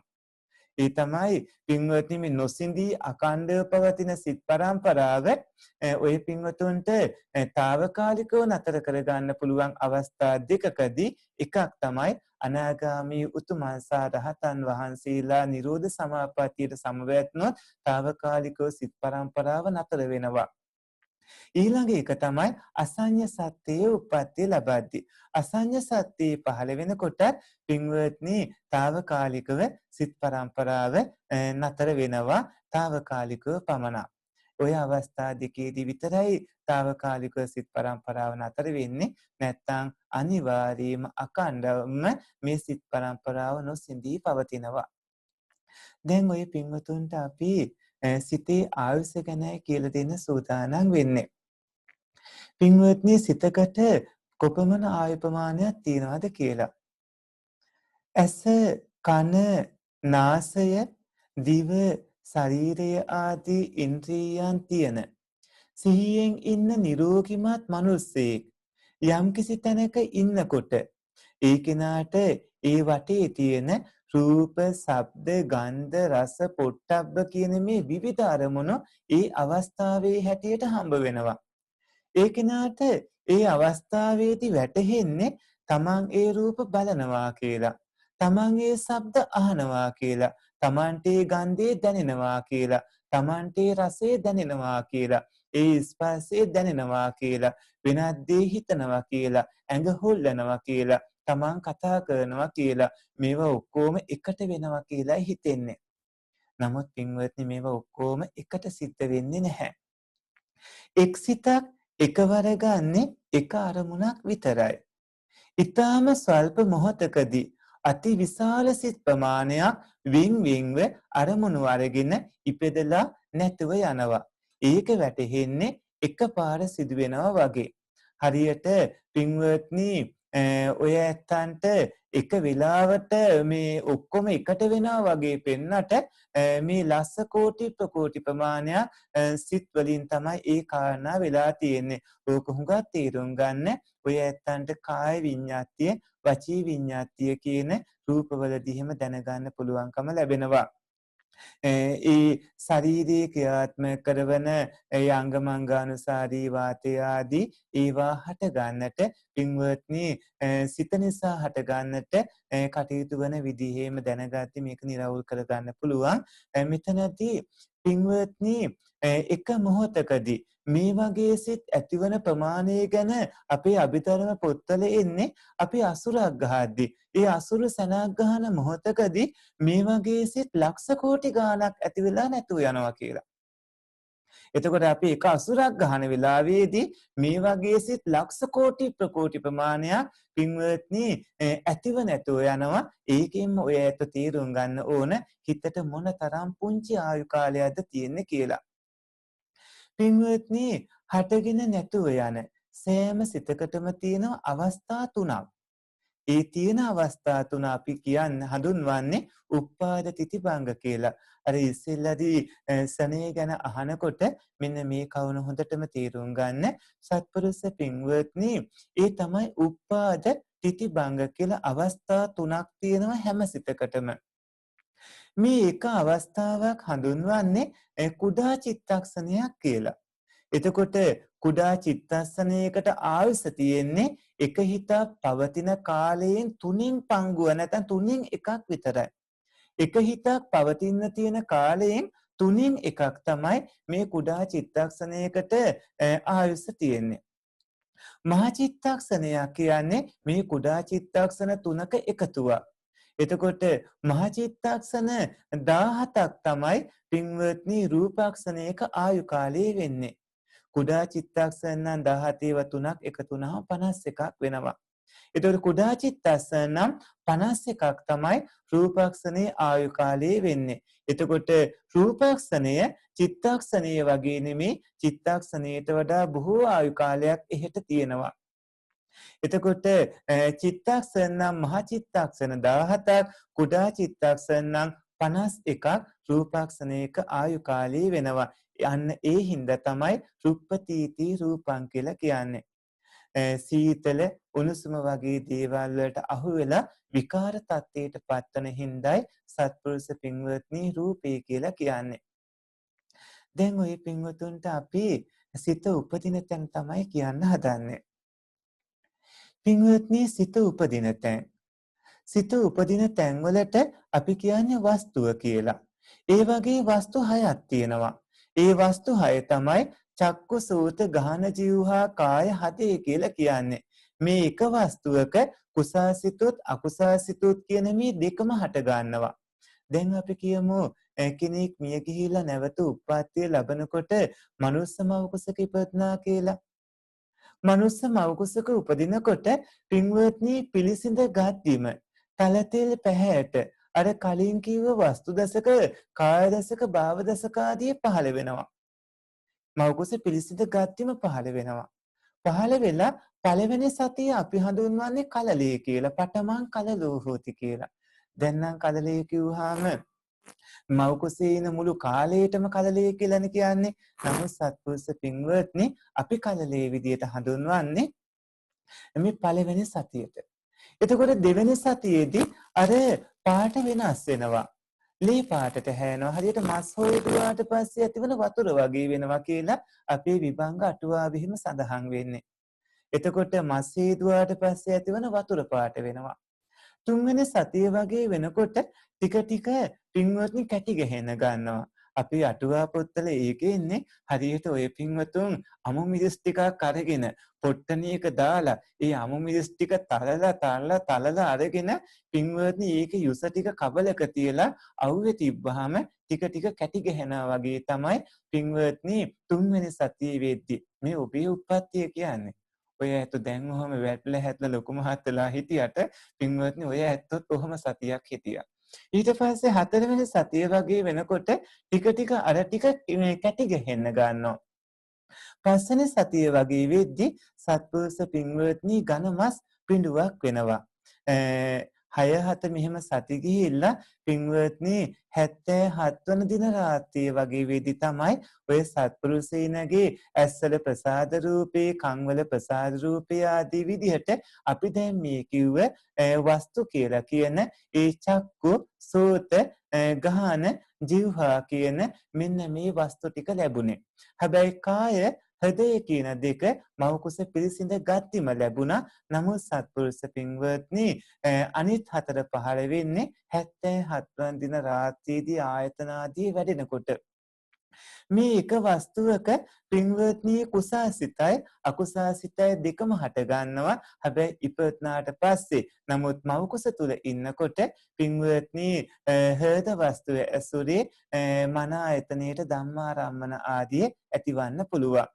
එතකොට රූප දකින්න කුසල විපාක සිතක් අකුසල විපාක සිතත් කියන සිත් දෙක පින්වත්නි චක්කු ප්‍රසාද වස්තුව හට ගන්නවා.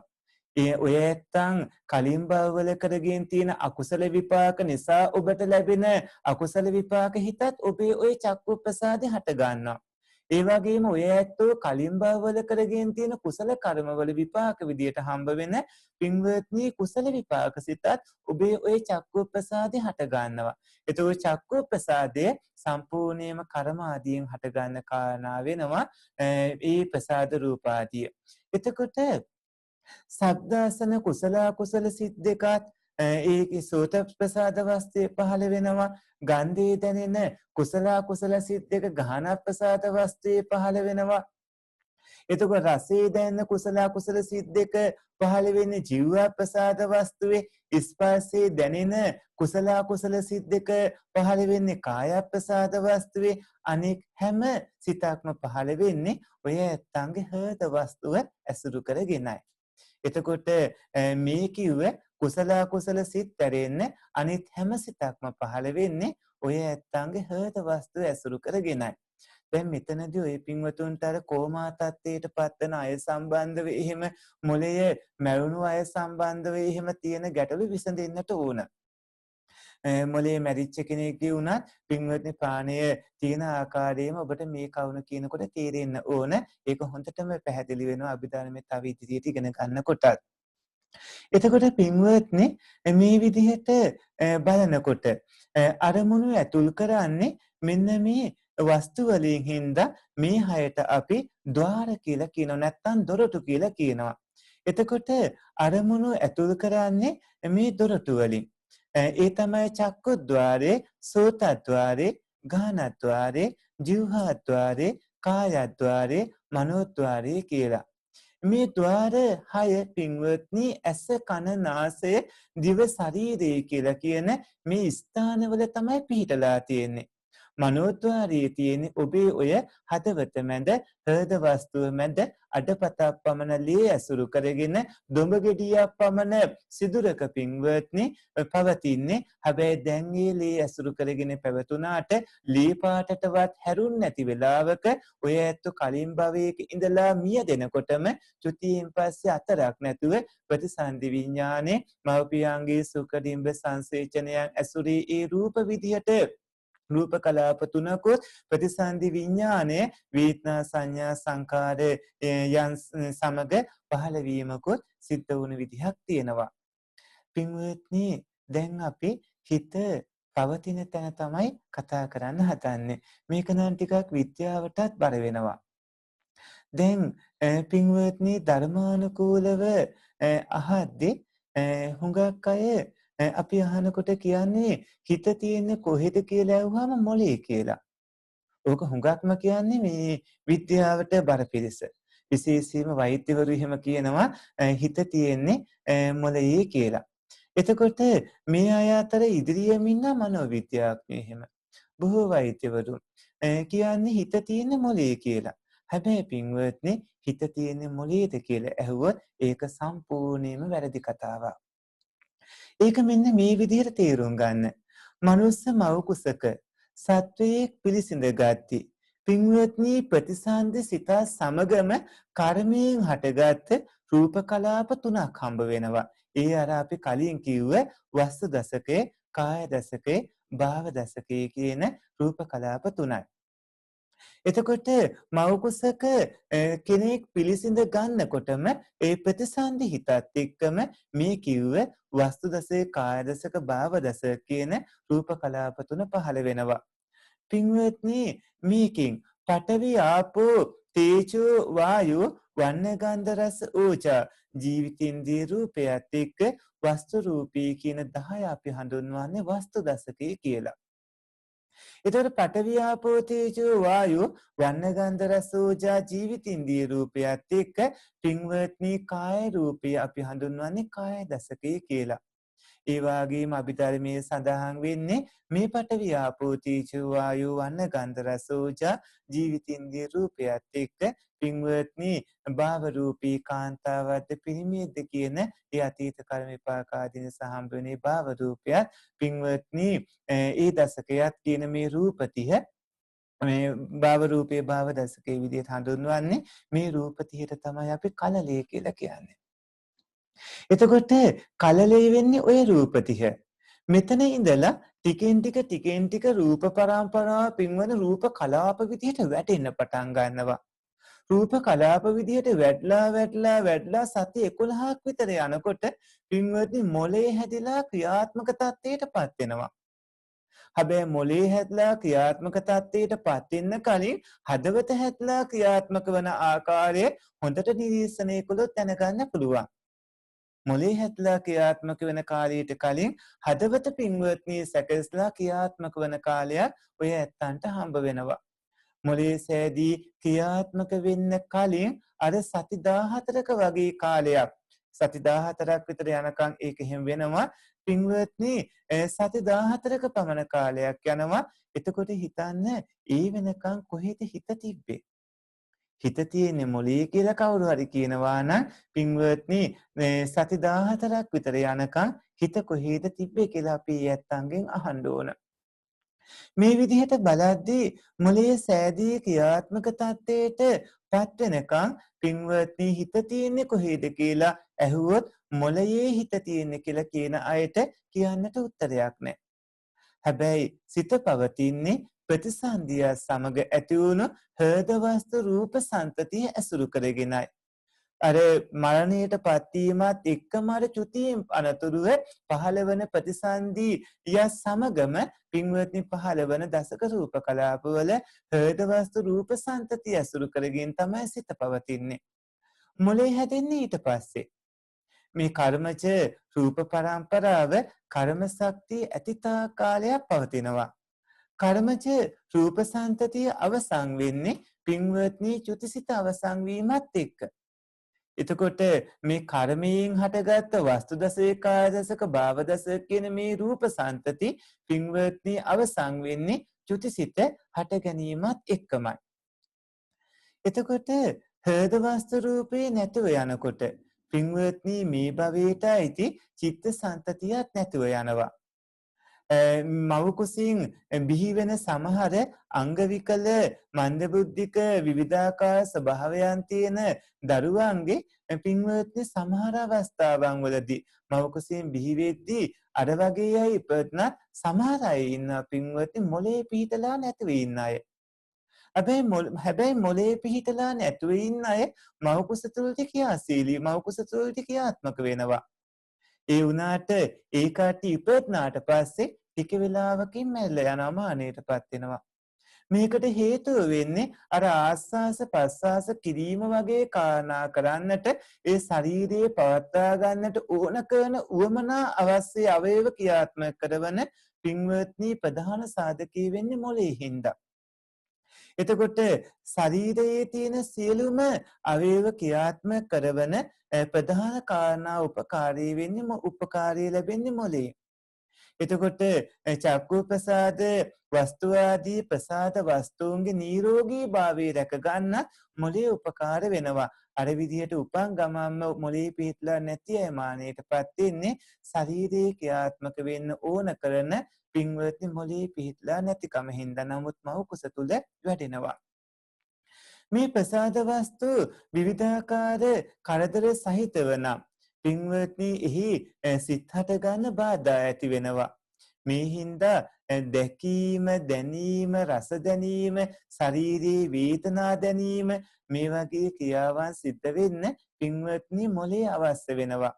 දරුවෙක් බිහි වුණාට පස්සේ හෘද වස්තුව පෙනහැලි ආදී මේ අභ්‍යන්තර ශරීර අවයවයන් ක්‍රියාත්මක වෙන්නත් මොලේ ඕන වෙනවා. ශරීරී උෂ්ණය සමතත්වයෙන් පවත්වා ගන්නත් ආහාර පැසවන්නත් මොලේ ඕන වෙනවා. මුළු මහා ශරීරයේ ක්‍රියාකාරීත්වයට මොලේ අවශ්‍ය වෙනවා. මොලේ අවශ්‍ය වෙන්නේ සිත පවත්වා ගන්න නෙමෙයි ශරීරයේ පවත්වා ගන්න. මේ සිත් පරම්පරාව පවතින්නේ පින්වත්නි හෘද වස්තු රූප පරම්පරාව ඇසුරු කරගෙන. මෙතෙන්දී ඔය පින්වතුන් මේ කවුනත් දැනගන්නට ඕනේ. ආයුස්මාච විඥානං යදා කායා ජහන්තිමා. ඒ කියන්නේ පින්වත්නි කෙනෙක්ගේ මරණය වෙන්නේ ආයුසයි උස්නයයි විඥානයයි තුනම ගියාට පස්සේ. නැත්තම් කෙනෙක් මරණයටපත් වෙලා නැහැ. පින්වත්නි ආයුස උස්නේ විඥානය කියන තුනම එකට යන්නට ඕන. මෙතනදී ටිකෙන් ටික උණුසුම නැතුව යනකොට විකෘති තත්ත්වයටපත් වෙන රුධිරේ. එතකොට අර හෘද වස්තුව පවතින තියෙන අවස්ථාව වයි වස්තු රූපය පවතින තියෙන අවස්ථාව නැතුව යනවා. දැන් වෛද්‍යවරුන් කියන්නේ හුඟක්ම මේ හෘද ස්පන්දනය නතර වුණාට පස්සේ එහෙම නැත්නම් මොලේ යම් කිසි ක්‍රියාකාරීත්වයන් නතර වුණාට පස්සේ මානයටපත් වුණා කියලානේ. ඒ වුණාට අපි එහෙම නෙමෙයි කියන්නේ. පින්වත්නි ධර්මානුකූලව මානයටපත් වීම වෙන්නේ ආයුසයි උස්නයයි විඥානයයි කියන මේ තුනම මේ ශරීරේ අත්හැරලා ගියාට පස්සේ. මේ විදිහට බලනකොට ඊළඟට ඔය ඇත්ත හිතේ බලය ගැන දැනගන්නට ඕන. මේ ලෝකේ තියෙන බලවත්ම දේ මොකද්ද කියලා ඇහුවොත් මේ ලෝකේ තියෙන බලවත් ඊර්තිපාතිහාර පාන්න පුළුවන් අතිශයින්ම ප්‍රබල තියුණු විස්මයජනකම දේ ඇවිල්ලා පින්වත්නි සිත. මේ සිතේ බලය මෙච්චරයි කියලා කාටවත් කියලා ඉවර කරන්න බෑ. සිතේ බලය හරියට දියුණු කරලා ගත්තොත් ආත්ම භාව කල්ප කෝටි ගණන් ඈතට උනත් බලන්න පුළුවන්. අනාගතේ උනත් බලන්න පුළුවන්. ඊර්තිපාතිහාර උනත් පාන්න පුළුවන්. අතීත වර්තමාන අනාගත විදිහට මේ සිතේ අරමුණු කරන්න පුළුවන් දේවල් වල සීමාවකුත් නැහැ. ඒ වගේම සිත පින්වත්නි මේ ලෝකේ තියෙන බලවත්ම දේ වගේම දුර්වලම දේත් වෙනවා. සිත ශක්තිමත් කරන්න පුළුවන් වෙන්නේ සමාධි ප්‍රඥා භාවනා වැඩුවොත්. එතකොට ඔය ඇත්තන්ට පුළුවන් ඔය ඇත්ත භාවනා කළොත් ඔබේ සිත දියුණු කරගත්තොත් ඔබේ අතීත භවයේ බලන්න. ඒ වගේම ඔය ඇත්තන්ගේ සිතින් අනිත් අයගේ සිත් දැනගන්නත් පුළුවන්. ඒ වගේම ඔය ඇත්තන්ට විවිධ ඊර්ධිපාතිහාරයම පාන්නත් පුළුවන්. සත්‍යමත් කළ හිතකින් පින්වත්නි බුදුපසේ බුදු මහරහත් පදවිය උනත් ලබන්න පුළුවන්. මේ ලෝකයේ තියෙන බලවත්ම දේ හිත. ඒ වගේම තමයි නරක තිරිසන් ප්‍රේත අසුර වගේ තැන්වලට ඒ දුක්ඛිත තැන්වලට ඇట్లా දාන්නේ පින්වත්නි මේ හිත දුර්වල වුණාම. දිව්‍ය බ්‍රහ්ම ආදී සුගති තැන්වලට වැටෙනා වගේම පින්වත්නි නරක තිරිසන් ප්‍රේත අසුර වගේ දුක්ඛිත තැන්වලට වැටෙනවා. ඒ වගේම පින්වත්නි මේ හිත ගැන කතා කරනකොට මේ සිතේ අරුම පුදුම ස්වභාවයන් එක්ක මේ විශ්වීය ලෝක ධාතුවේ ස්වභාවයනොත් එකිනෙකට සම්බන්ධත් වෙනවා. පින්වත්නි යම් කාලයක් තියෙනවා අවීචී මහා නරකාදිය සම්පූර්ණයෙන්ම විනාශ වෙලා නැති වෙලා යනවා. ඒ වගේම තිරිසන් අපාය, මනුස්ස භූමිය, දිව්‍ය භූමි ටික සම්පූර්ණයෙන්ම ප්‍රථම ධ්‍යාන බ්‍රහ්ම ලෝකයේ දක්වා සියල්ල විනාශ වෙලා යනවා. එතකොට ඒ සත්වයෝ පින්වත්නි අපරාපරිය වීත්මීය කර්ම ආදී හින්දත් ඒ වගේම තමන් විසින් භාවනා ආදී කටයුතු කරගත්ත හින්දා ඉහළට යන ආකාරයක් තියෙනවා. තවත් කාලයක් තියෙනවා පින්වත්නි සුබකින්නේ යට සියල්ල විනාශ වෙලා යනවා. එතකොටත් ඒ සත්වය ඉහළට යනවා. තවත් කාලයක් තියෙනවා විහප්පලේනොත් යට සියල්ල විනාශ වෙලා යනවා. එතකොට ඉහළට යනවා. අහපව ඒ සත්වය පහළට පැමිණෙනවා. එහෙම පැමිණෙනකොට කල්ප විනාශ ආදී කාරණාවලදී පින්වත්නි විශේෂයෙන්ම නරකයේම අවීචයේම උපන් අය තමන්ගේ කර්ම ආදී අවසන් නොවුනහම පින්වත්නි වෙනස් සක්වලවල් වල හරි පහළවන ආකාරයක් තියෙන මේක නම් කතා කරලා ඉවර කරන්න බැරි මාතෘකාවක්. මේ ගැන ඔබට කිව්වේ හිතේ විස්මයජනක ස්වභාවයේ තේරුම් ගන්නට ඒ ගැන මඟ පෙන්වන්න ඕන හින්දා. පින්වත්නි ඒ පාඩමට අදාළව ප්‍රශ්න කීපයක් අහලා තමයි අපි සිතේ ප්‍රභේද ගැන අහන්න බලාපොරොත්තු වෙන්නේ. පින්වන්ත ඔය ඇත්තන්ගෙන් දැන් අපි ප්‍රශ්න කීපයක් අහනවා. පින්වත්නි හිත කියන්නේ මොකටද? ඇතිවීමෙන් නැතිවීමෙන් පවතින සිත් පරම්පරාව. ඇතිවීමෙන් නැතිවීමෙන් පවතින සිත් පරම්පරාවක්. අපි ධර්ම නිරුක්තියත් එක්කම ගත්තාම ආරම්මන විජාන ලක්කනං චිත්තං ඒ කියන්නේ අරමුණු වලින් තමයි සිතක් හටගන්නේ. ඒ කියන්නේ අරමුණු දැනගැනීමේ ස්වභාවය, අරමුණු දැනීමේ ස්වභාවය තමයි සිත කියලා කියන්නේ. සිත කියන්නේ අරමුණු දැනීමේ ස්වභාවය. එතකොට හිත හටගන්නේ කොහොමද?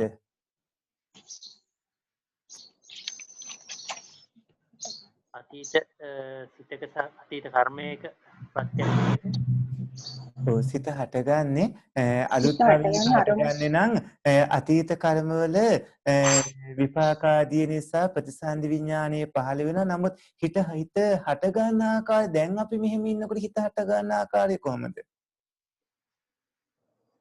අපිට ඇහෙන්නේ රූපය ස්වාමීන් වහන්සේ අරමුණ මේ ඇසීම රස විඳීම ස්පර්ශය වගේ අරමුණුත් එක්ක ඇසීම ආයතන හරින් ගන්න අරමුණු හරහා ස්වාමීන් වහන්සේ ద్వාරයෙන් තමයි සිත හටගන්නේ. බොහොම හොඳයි. ඒ තමයි ඇස, කන, නාසය, දිව, ශරීරය, ඒ වගේම මනෝද්වාරය කියන මේ තැන්වල තමයි සිත හටගන්නේ. සලායතන කියන්නේ ඒවටද? සලායතන කියන්නේ ඒවටද? මොකද්ද? සලායතන කියන්නේ හම්නස ඒවටද? ඔව් ආයතන 6 කියන්නේ ඒට. ආයතන 6 ద్వාර විදිහට ගත්තාම ඒක දොරටු වෙනවා. ඔය ආයතන වලින් තමයි සිත හටගන්නේ. සිත අරමුණක් එක්ක හටගන්නේ. එතෙන්දී චක්කායතනය කියන්නේ ඇස මේ අපේ චක්කුද්්වාරයේටම තවත් නමක් ආයතන වේදිනුත් එක එහෙම කතා කරන්න පුළුවනි. එතකොට සලායතනයෝ ඒ වගේම ద్వාරයෝ ආදී විදිහට ඒ කවුන තේරුම් ගන්නට ඕනේ. ඊළඟට චුතිසිත කියන්නේ මොකද්ද? ප්‍රතිසන්දි සිත කියන්නේ මොකද්ද? භවාංග සිත කියන්නේ මොකද්ද? චුතිසිත කියන්නේ මරණාසන්න මොහොතේ අවසාන වශයෙන් තියෙන සිත් පරම්පරාව. මරණාසන්න මොහොතේ අවසානයේ ඇතිවන සිත් පරම්පරාව.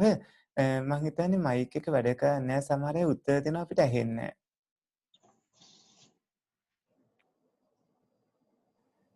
පරම්පරාවට අවසන් සිත්තේ නොසිඳෙන පරම්පරාව. මේ භවයේදී ඇති වූ අවසාන සිත් පරම්පරාව. එතකොට චුතිසිත කියන්නේ එක භවයක ඉඳලා ඒ භවයේ මේ අවසානයේට ඇතිවන හිතට නමක්. එතකොට චුතිසිත ඇති වෙන්නේ මොන වගේ සත්වයින්ටද? සෑම සත්වයකටම. දෙවියන්ටත් ඇති වෙනවද? සෑම සත්වයක. එහෙමයි ස්වාමී. බ්‍රහ්මයින්ට? එහෙමයි. මනුස්සයින්ට? එහෙමයි.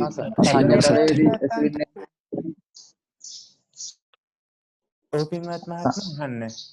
අසාඤ්ඤත අර ඔබ වහන්සේ සඳහන් කරන්නේ తాවකාලිකව සිත නිරුද්ධ වෙන තලයක් තියෙනවා කියලා එතනදී එතකොට ඇති වෙන්නේ නැතුව එදින සාමාන්‍ය අසාඤ්ඤ සත්‍යයේදී ඕපින්වන්ත මහත්මයා අසාඤ්ඤ සත්‍යයයි ඒ වගේම අනාගාමී උත්තමයෝ සහ රහතන් වහන්සේලා මේ නිරෝධ සමාපත්තිය සම්වැත්නහම ඒ වෙලාවේදී සිත් පරම්පරාව නතර වෙලා යනවා. එතකොට తాවකාලිකවයි ඒ නතර වෙන්නේ. ඒ తాවකාලිකව නතර වෙලා තියෙනකොට නැවතත් එය හටගන්න නිරෝධ සමාපත්තියෙන් අවදි වන 7 වෙනි දිනේදී හෝ අසඤ්ඤ සත්‍යයේ ඉන්න මහා කල්ප 500ක පරමාවස අවසන් වුණාට පස්සේ නැවතත් එය හට ගැනීම සිද්ධ වෙලා අඛණ්ඩ පැවැත්ම නැවතත් සිද්ධ වෙනවා. එතකොට ස්වාමීන් වහන්සේ මේ කෙනෙක් මේ යන්න පුළුවන්ද ඔය කියන අවස්ථා ටික අතරතුරදී? එහෙම වුණොත් එයාගේ හිතක් හට ගන්න පුළුවන් වේද කියලා. එහෙම මේ කිසිසේත්ම වෙන්නේ නැහැ. නිරෝධ සමාපatti සුවයට සමවත්න කොටත් ඒක සිද්ධ වන ආකාරයක් තියෙනවා. ආයුෂ අවසන් නම් නිරෝධ සමාපatti සුවයට සමවදින්නත් බෑ. ඒ වගේම අසඤ්ඤ සත්‍යයේදී මහා කල්ප 500ක ආයු කාලයක් ඉන්නවා. යම් මේකින් අතරමඟදී වුණත් ඒක ආයු කාලය අවසන් වෙනවා නම් ඒ අය නැවතත් ප්‍රතිසන්දිය ලබන ආකාරයක් තියෙනවා. ඒක භූමි චතුස්කයේදී භූමි වලදී අපි ඔය ඇත්තන්ට ඒක ගැන උගන්වනවත් එක්ක. තෙරුවන් සරණයි ස්වාමීන් වහන්සේ. තෙරුවන් සරණයි පින්වත් මහත්මයා. අවසරයි හඳුරන්නේ. ස්වාමීන් වහන්සේ එතකොට මේ බුදු රජාණන් වහන්සේ නමක්, පසේ බුදුරජාණන් වහන්සේ නමක්, රහතන් වහන්සේ නමක් අපවත්තන අවස්ථාවේදී එතනදිත් අපි චුතිස්ත කියලා කියන්නේ නැහැ නේද ස්වාමීන් වහන්සේ? චුතිසිත නෙමෙයි කියන්නේ මේ අවසාන සිත. එතනදී කොයි ආකාරයකටද අපි සිතන්න ඕනේ අම්බරනේ? පින්වන්ත මහත්මයා එතනදී සිද්ධ වෙන්නේ ඒ භාග්‍යවතුන් වහන්සේ පීනුවම් පානකොට ඒ රහතන් වහන්සේලා පීනුවම් පානකොට පින්වන්ත මහත්මයා අනුපාසීස පරිනිර්වාණ ධාතුවත් එක්ක වර්තමාන ස්කන්ධයන්ගේ අවසානයේ සිද්ධ වෙනවා. ඉතින්දී භාග්‍යවතුන් වහන්සේටත් ඒ වගේම රහතන් වහන්සේලාටත් රහත් වෙනකොටම සෝපාදිශේෂ පරිනිර්වාණයට පත් වෙනකොටම ලෝතර සම්මා සම්බුද්ධත්වයට පත් වෙනකොටම ඇති වෙන්නේ ඉම්මත්තට ක්‍රියාසිත පමණයි. විශේෂයෙන්ම ඉම්මත්තට ලැබීමක් වෙන්නේ නැහැ පින්වන්ත මහත්මයා. අනාගත සංස්කාරයන් ඇතිවන මේ කර්ම වැඩපිළිවෙලක් ඇති වෙන්නේ නැහැ. ඒ කියන්නේ වර්තමානයේදී ඒ රහතන් වහන්සේලා වෙනකොටම සියලු කෙලෙසුන් නැසා තියෙන හින්දා අනාගතයේට විපාක සත්‍යයක් ඇතිවන සිත් ඇති වෙන්නේ ඉම්පල්ස් ඇති වෙන දිගටම ක්‍රියාසිත පීනුවම් පානකොට ඒ රහතන් වහන්සේලා නැත්තම් භාග්‍යවතුන් වහන්සේගේ පරිනිර්වාණය සමග වර්තමානයේදී ඉතිරිය පැවතුණු ඒ ස්කන්ධයොත් පරිනිර්වාණයට පත් වෙනවා. පැවැත්ම එතකින් අවසන් වෙලා යනවා. බොහොම පිං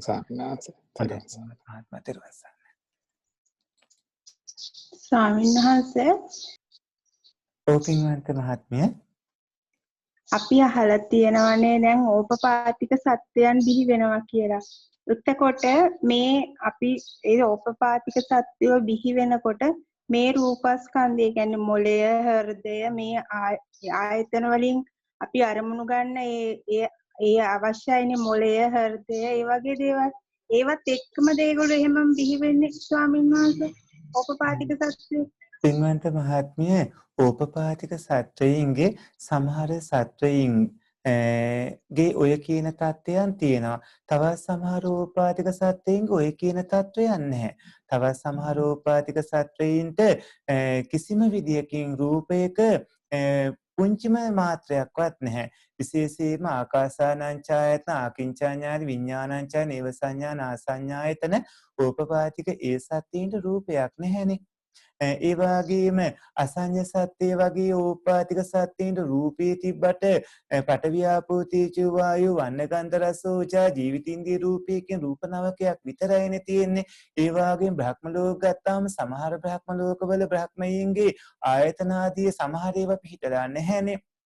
ඒ වගේම දිව්‍යාදී පිරිස් ගත්තාම දිව්‍යාදී පිරිස් වල නම් ආයතන සියල්ල ලැබෙන්න පුළුවන්. ඒ විනිපාතික සත්‍යයෙන් අතර නම් අන්ධගොළු බිහිරි මන්දබුද්ධික ආදී සත්වයෝ පහළ වෙන්න පුළුවන්. ඒ වගේ ඕපපාතිකව උප්පත්තිය ලබන අති විශාල පිරිසක් ගත්තාම විශේෂයෙන්ම නරකීන ඕපාතික සත්වයෝ ගත්තාම ඒ වගේම ප්‍රේතීන ඕපාතික සත්වයෝ ගත්තාම ඒ වගේම විවිධාකාර කාලකංචි කසුරාදී තැන්වලින් ඕපාතික සත්වයෝ ගත්තාම සමහර තැන්වල පහළ වෙනවා ප්‍රතිසන්දියත් එක්කම ඒ වස්තු රූපාදී ඒ සියල්ල එහෙම සමහර තැන්වල ඒ தත්ත්වය වෙනස් වෙලා යනවා. ඒකේ භූමියේ හැටියට ස්කන්ධයන්ගේ පහළවීමේදී ඒක තේරුම් ගන්න ඕන. ඔය කවුන හොඳටම විස්තර කියන තැන් තමයි අවිච්ඡා පත්‍ය සංඛාරා සංඛාර පත්‍ය විඥානං කියන තැනේදී ඒ පුඤ්ඤාභි සංඛාර අපුඤ්ඤාභි සංඛාර ආනෙන්ජාභි සංඛාරයෝ හින්දා ප්‍රතිසන්දි විඥානයේ පහළවීමත් ඒ ප්‍රතිසන්දි විඥානයේ පහළවීමත් එකම විඥාන පත්‍ය නාම රූපං විදිහට ඒ ප්‍රතිසන්දි විඥානයත් එක්කම ස්කන්ධ පහම ලැබෙන තැනදී ස්කන්ධ හතරක් ලැබෙන තැනදී එක ස්කන්ධයක් විතරක් ලැබෙන ඒකවෝකාත නැද්ද? ඒ ඒකවෝකා චතුෝකාර පංචවෝකාර භූමියක්ද කියන එක ඒ තැනදී විස්තර කරනවා. ඒ නාම රූප පත්‍ය සලආයතන ආදී විදිහට එනකොට ඒ භූමි වල හැටියට ආයතන ආදී පහළ වෙන විදිහත් ආයතන එහෙම ලැබෙන තැන්වලදී උනත් ඔක්කොම ආයතන නොලැබී ලබන අන්ධගොළු බීර මන්දබුද්ධික ආදී එවැනි උප්පත්ති වල ස්වභාවයන් ගැන අපේ බණ පොතේ විස්තර වෙනවා. ඉදිරියේදී භූමි චතුස්කාදී තැන්වලදී ඔය කවුණු දැනගන්න පුළුවන්. එහෙමයි ස්වාමීන් වහන්සේ ගැටලුව මත උනේ. එතකොට තවතිස්සාවේ දෙවියන් බුදුරජාණන් වහන්සේ කියනෝනේ ලිච්ඡවීන් වගේ කියලා දැක ගන්න කියලා. එතකොට ලිච්ඡවීන් කියන්නේ මනුස්ස කොට්ටාශයක් නේ. එතකොට අනිත් එක තවතිස්සාවට වැඩිය අපි ධර්මයේ දේශනා කරන නම් එයාලට කන් ඒව මේවා තියෙන්න ඕනේ. ඉතින් ආයතන. එතකොට ඒ අයත් අපි වගේම සියුම් ශරීර සහිතව ඉන්නවද? අන්න ඒ වගේ දෙයක් තමයි මම බලාපොරොත්තු වෙන ස්වාමීන් වහන්සේ. ඕපින්වන්ත මහත්මිය තවතිසා දිව්‍ය ලෝකවල දෙවියන්ට උනත් මේ අපිට වගේ ඕලාරික ශරීරයක් නැති වුණාට ඔවුන්ටත් මේ වගේ සියුම් ශරීර ස්වභාව තියෙනවා. ඔවුන්ට ශරීර මවා ගැනීම ආදී කරගන්න පුළුවන්. අවසන භාග්‍යවතුන් වහන්සේ මුණ ගැහෙන්නට එහෙම පැමිණියාම කිඳා බැහැෙන්නේ නැති වෙන විදිහට ඔවුන්ට සියුම් ශරීර තියෙන හින්දා කිඳා බැහැෙනවානේ. කිඳා බැහැෙන්නේ නැති වෙන විදිහට මේ ඕලාරික ඝන ශරීරය හමවා ගන්න පුළුවන්. ඔවුන්ටත් ආයතන 6ම ලැබෙනවා. ඔවුන්ටත් ඒ වස්තු රූපාදී ඒ විදිහටම පහළ වෙනවා. ඔවුන් ඕපාතික සත්‍ය ප්‍රතිසන්දි විඥානයත් එක්කම ඒවා පහළ වෙනවා. අවසරයි ස්වාමීන් වහන්සේ. ඕපින්වන්ත මහත්මයා මට ගැටලුවක් තියෙනවා. අර වහන්සේ සඳහන් කළානේ මේ හිස් මොළය හිතයි අතර තියෙන සම්බන්ධතාවය ගැන. ඕපින්වත් මහත්මයා ඔව් මෙතෙන්දී දැන් මේ මට දැනගන්න අවශ්‍ය වෙලා තියෙන ස්වාමීන් වහන්සේ මේ දැන් මේ ධ්‍යාන සමාධි අවස්ථාවල මට තේරුම් ගිය එක දෙයක් තියෙනවා ස්වාමීන් වහන්සේ මේ ධ්‍යාන සමාධි මේ මොළය අසුරු කරගෙන පවතින්නේ කියලා. ස්වාමීන් වහන්සේ තවදුරටත් මේක ගැන පැහැදිලි කරනවා නම් ඕපින්වන්ත මහත්මයා ධ්‍යාන සමාධිය මොලේ ඇසුරු කරගෙනද පවතින්නේ කියලා නේද ඇහුවේ? මට වැටහෙනවා එහෙම පවතිනවා කියලා. ඒ පිළිබඳව ඔබ වහන්සේගෙන් පැහැදිලි කිරීමක් කරගන්න ඕනේ. ඕපින්වන්ත මහත්මයා ධ්‍යාන සමාධිය මොලේ ඇසුරු කරගෙනද පවතින්නේ කියලා ඇහුවාම ඒක ඒ විදිහට තේරුම් ගන්න එපා. ඒක ධ්‍යාන සමාධිය පවතින්නේ තමන්ගේ අරමුණත් එක්ක. විශේෂයෙන්ම ඒක මේ විදිහට තේරුම් ගන්න ධ්‍යානය කියලා කියන්නේ විතක්ක ਵਿਚාර පීතිසුඛ ඒකාග්‍රතාදී ධානාංග පහ හෝ ඉනුත් එහාට පහ හතරක් විදිහට තුනක් විදිහට දෙකක් විදිහට එකක් විදිහට එහෙම දියුණු කරගෙන ඉදිරියට යමින් රූපාවචර අරූපාවචර ඒ සමාපatti වලට සමවදින්න පුළුවන් අවස්ථා සියල්ල ධානවල තියෙන්නේ. ඒතර ප්‍රථම ධාන ආදී ඉන් එහාට යනකොට පින්වන්ත මහත්මයා ඒ කෙනාට අනිවාර්යයෙන්ම මොළයේ ධානයේ තියෙනවා කියලා කිව්වොත් ඒක වැරදි අදහසක්. මොළයේ ධානයේ නැහැ. ඒ වගේම නළලේ ධානයේ නැහැ. ඒ වගේම ශරීරයේ වෙනත් තැනක් නෙමේ මේ සිතේ ඇතිවන වෙනසක්. ඒ කියන්නේ අපි සිත තියෙන තත්ත්වයට වඩා වෙනස් කරලා දියුණු කරලා ගත්ත සුවිශේෂී අවස්ථාවක් තමයි ධානය කියලා කියන්නේ. මුලින්ම තියෙන තත්ත්වයට වඩා හිතට එක අරමුණක් දෙනවා. සාමාන්‍ය සිතට එක අරමුණක් එක්ක පවතින අපහසුයි. අපි එක අරමුණක් එක්ක සිතට පවතින පුහුණු කරනවා. ඒ පුහුණුකාදී හිතේ තියෙන එකඟකම් වැඩි වෙනවා. අපි පුහුණුව අනුව අපිට පුළුවන් සිත එක අරමුණක් එක්ක පවතින කාලය වැඩි කරගන්න. එහෙම වැඩි කරනකොට ඒ අරමුණත් එක්ක ඒ උද්ඝාන නිමිති පහළ වෙනවා. අදි සීල, අදි චිත්ත, අදි ප්‍රඥාව, චිත්තසංතතිය ගොඩ නැගුණේ හින්දා උද්ඝාන නිමිති පහළ වුණේ.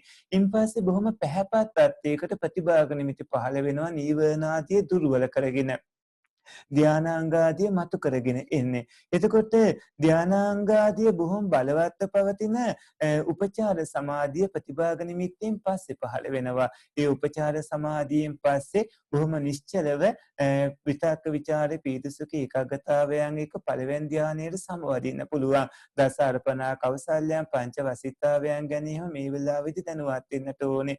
මේ විදිහට කටයුතු කරමින් ဒုတိ ය ධානයට ආදියට සමවදින්න පුළුවන්. ඒක මොලේ සිද්ධ වෙන්නේ කිව්වහම ඒක මොලේ නෙමෙයි සිද්ධ වෙන්නේ. ඒක ඒ විදිහට දියුණු වෙනවා. මොකද ඔය පින්වතුන්ට කලින් කිව්ව කාරණාව සිහිපත් කරගන්න. ඒ තමයි සත්පුරුෂ පින්වත්නි ඇසේ හටගන්නේ කුසල අකුසල විඥාන දෙක. කනේ හටගන්නේ කුසල අකුසල විඥාන දෙක. නාසයේ හටගන්නේ ඒ කුසල අකුසල විඥාන දෙක. දිවේ හටගන්නේ ඒ ජීවහා විඥාන කුසල අකුසල දෙක. ශරීරයේ හටගන්නේ ඒ කුසල අකුසල සිත් දෙක. අනේ සියල්ල හටගන්නේ හෘද වස්තුව ඇසුරු කරගෙනයි. එතකොට මොළේ නෙමේ හෘද වස්තුව ඇසුරු කරගෙන තමයි ඒ දියුණුව පැවතීමෙන් කටයුතු සිද්ධ වෙන්නේ. අවසරයි ස්වාමීන් වහන්සේ. දැන් මට මේ අත්දැකීමක් තියෙනවා මේ සමාධි ධ්‍යාන සම්බන්ධව. මට හොඳට ආනාපානසති භාවනාව හොඳට සිද්ධ වෙනවා. ඒකම පහසුවෙන්. ඔය පින්වන්ත මහත්මයා තව කාරණාවක් තියෙනවා. අපි ඉන්නේ මේ අභිධර්ම පන්තියේ. එතකොට අභිධර්ම පන්තියේදී ධර්ම සාකච්ඡාවක් වෙනත් කවුරු සම්බන්ධව කරන්නේ මේ තරම් සම්බන්ධමදි. මොකද පාඩම තව කරන්න තියෙන හින්දා. හොඳයි ස්වාමීන් වහන්සේ. හොඳයි අවසරයි. මේ පාඩමට අදාළ කවුණක් නම් අහන්න පුළුවන්. ඒක මේ පාඩමට අදාළ නම් මට ස්වාමීන් වහන්සේ මට තේරෙනවා මේ ධානයකට වුණු අවස්ථාවේ මගේ මොලේ යම් කිසි ස්ථානයක් තද වෙනවා වගේ. තමත් තද වෙන ස්වභාවයක්. ඒ මුලින්ම මගේ හිස් මොලේ ඉදිරිපස තද වෙනවා වගේම දැන් අරූපාවචර ධානයේ සම්බන්ධනකොට මගේ මොලේ මේ පිටුපස්ස සුෂුම්නා ප්‍රදේශයේ තද වෙනවා. ඒ කියන්නේ ඒක අපහසු තදවීමක් නෙමෙයි. හැබැයි ඥානයෙන් සමාධියෙන් මිදුනහම ඒ ස්වභාවයෙන් නැති වෙනවා. මම ඒකයි අදහස් කරේ මේ සමාධිය හා මොලේ අතර යම් සම්බන්ධතාවයක් තියෙනවා කියලා. පින්වන්ත මහත්මයා එතනදී අපි ඒක ධානය කියලා හිතුවට එතෙන්දී මොළයට අවධානය යොමු වෙද්දිමත් භාවනා අරමුණින් ගිලිහිලා තියෙන බවක් නෙපෙන්නේ. ඒ වගේම සුසුම්නාවට අවධානය යොමු වෙනකොට අපි අර භාවනා අරමුණෙන් ගිලිහීමක් නැතිෙන්නේ. එතකොට ධාන භාවනාවේදී පින්වන්ත මහත්මයා එකම අරමුණක් ඔස්සේ සිතේ තියෙන తত্ত্বය විනාශ කර තියෙන කිලිටි ධර්මයන් තියෙන කාමච්ඡන්ද ව්‍යාපාද තිනමිද්ද උද්ධච්ච කුක්කුච්ච විචිකිච්ඡා කියන නීවරණ ධර්මාදිය පින්වන්ත මහත්මයා නැති කරගෙන ඒවා නැති කර ගැනීම නිසා හටගන්න විතක්ක ਵਿਚාර පීතිසුඛ ඒකාග්‍රතාදී බලවත් ස්වභාවයන් එක්ක දියුණු කරගන්න අවස්ථාවක් තියෙන්නේ. එතකොට අරමුණ වෙනස් වෙන්න බෑ. අරමුණ වෙනස් වුණොත් දියුණුවේ தත්ත්වේ නැති වෙලා යනවා. ඒ කියන්නේ අපේ භාවනා අරමුණ භාවනා ගමන පුරාවටම තියෙනවා සමත භාවනාවේදී විශේෂයෙන්ම ධ්‍යාන උපදවා ගන්න භාවනාවේදී. විදර්ශනා භාවනාවෙත් නයික වෙනස් අරමුණු ගොඩක් එක ඉන්නේ. සමත භාවනාවේදී මොළේ අරමුණු වෙනවා කියන්නේ කසේරුකා සුසුම්නාදී අරමුණු වෙනවා කියන්නේ අර භාවනාවට ගත්ත ආනාපාන සතිය වගේ තැන් වලින් අපි ගිලිහිලා ගියයි කියන එක. එතකොට ඒ කවණ සම්බන්ධ වෙනම කතා කරන්නට ඕන. භාවනාවේදී පින්වන්ත මහත්මයා මොළය කියන කාරණාවත් හෘද වස්තුව කියන කාරණාවේදී හෘද වස්තුව කියන කාරණාවට අදාළව තමයි චිත්ත සංතතිය පවතින්නේ. ආයතන වලින් හටගන්න සිත් හැරුණාම මෙතෙන්දී කාය විඥාන ස්වභාවයක් හට ගැනීමේ මේ ස්වභාවයක් තමයි පෙනෙන්නේ. ඒ කවන වෙනම සාකච්ඡා කළ යුතු වෙනවා. හොඳයි බොහොම පිං ස්වාමීන් වහන්සේ. සවනස අවසරයි ඔය මනස සහ මේ එහෙම නැත්නම් මොලේ සහ හදවත අපි වෙන් කරගන්න උත්සාහ කරනකොට මට මෙන්න මෙහෙම හිතන් ඉන්න මම ඇත්තටම හිතන් ඉන්නේ මෙහෙමයි ස්වාමීන් වහන්සේ දැන් අපි දැන් සලායතන වලට ගෝචර අරමුණු ගන්නකොට ගෝචර රූප තියෙනවා. දැන් ඒතකොට ඇසට නම් රූපය වගේ. එතකොට මනසට අරමුණ ගන්නකොට ඒකටත් ආයතනයක් තියෙන්න ඕනේ ස්වාමීන් වහන්සේ. ඒ කියන්නේ ඒක මොලේ කියලායි මම හිතාගෙන හිටියේ. නමුත් හදවත කියන්නේ සිත පවතින්නේ හදවත ආශ්‍රය කරන වහන්සේ සඳහන් කරා. නමුත් අරමුණු ගන්න අවස්ථාවේදී ඒකට දැන් අපි මේ ඇසට රූපය වගේ මනසට අරමුණු ගන්නකොට මන ආයතනය කියන එක මොලේ නෙමෙයිද කියන එක තමයි මට වහන්සේගෙන් මේ ඕකින්නාන්ත මහත්මයා මන ආයතනය කියන්නේ මොලේ නෙමෙයි. මන ආයතනය කියන්නේ චිත්ත වීතියක භවංගෝපචීත අවස්ථාවත් එක්ක ඇතිවන ස්වභාවය. එතකොට ඒ ආයතනයේට කෙලින්මම අරමුණු ගනිමින් ඇතිවන චිත්ත ස්වභාවයක් තියෙනවා. එතකොට මන ආයතනය කියන්නේ මොලේ නෙමෙයි. මන ආයතනය ඇවිල්ලා චිත්ත වීතියේදීම ඒ අතීත භවංග චලන ආදීන් පසුව ඇතිවන ඒ භවංග ප්‍රචේතයත් එක්ක පහළ වන අවස්ථාවක්. නැසන්තර බ්‍රේන් ඩෙඩ් කියලා දැන් අපි කෙනෙක් ඔය කොමා එකකට ගියාම නමුත් එයා මැරිලා නැහැ. එයාගේ හදවත ස්පන්දනය වෙනවා. එයාගේ ජීවිතේ තියෙනවා. නමුත් කිසිම දැනීමක් නැහැ. ඒ කියන්නේ නිකන් මරුණා වගේ තමයි.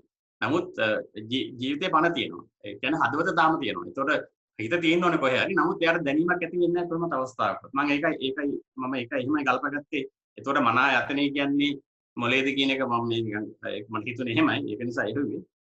වාන්තර පුලන් නම් පැහැදිලි කරලා. පින්වන්ත මහත්මයා ඇමරිකාවේ හිටිය එක දක්ෂ දුවෙක්. ඒ දක්ෂ දුව කීඩා වලට තමයි ගොඩක් කැමැත්තෙන් හිටියේ. ටික තරුණ වයසට එමින් ඉන්නකොටම මේ දුවගේ අතපය හොල්ලන්න අපහසුතාවයක් ඇති වුණා.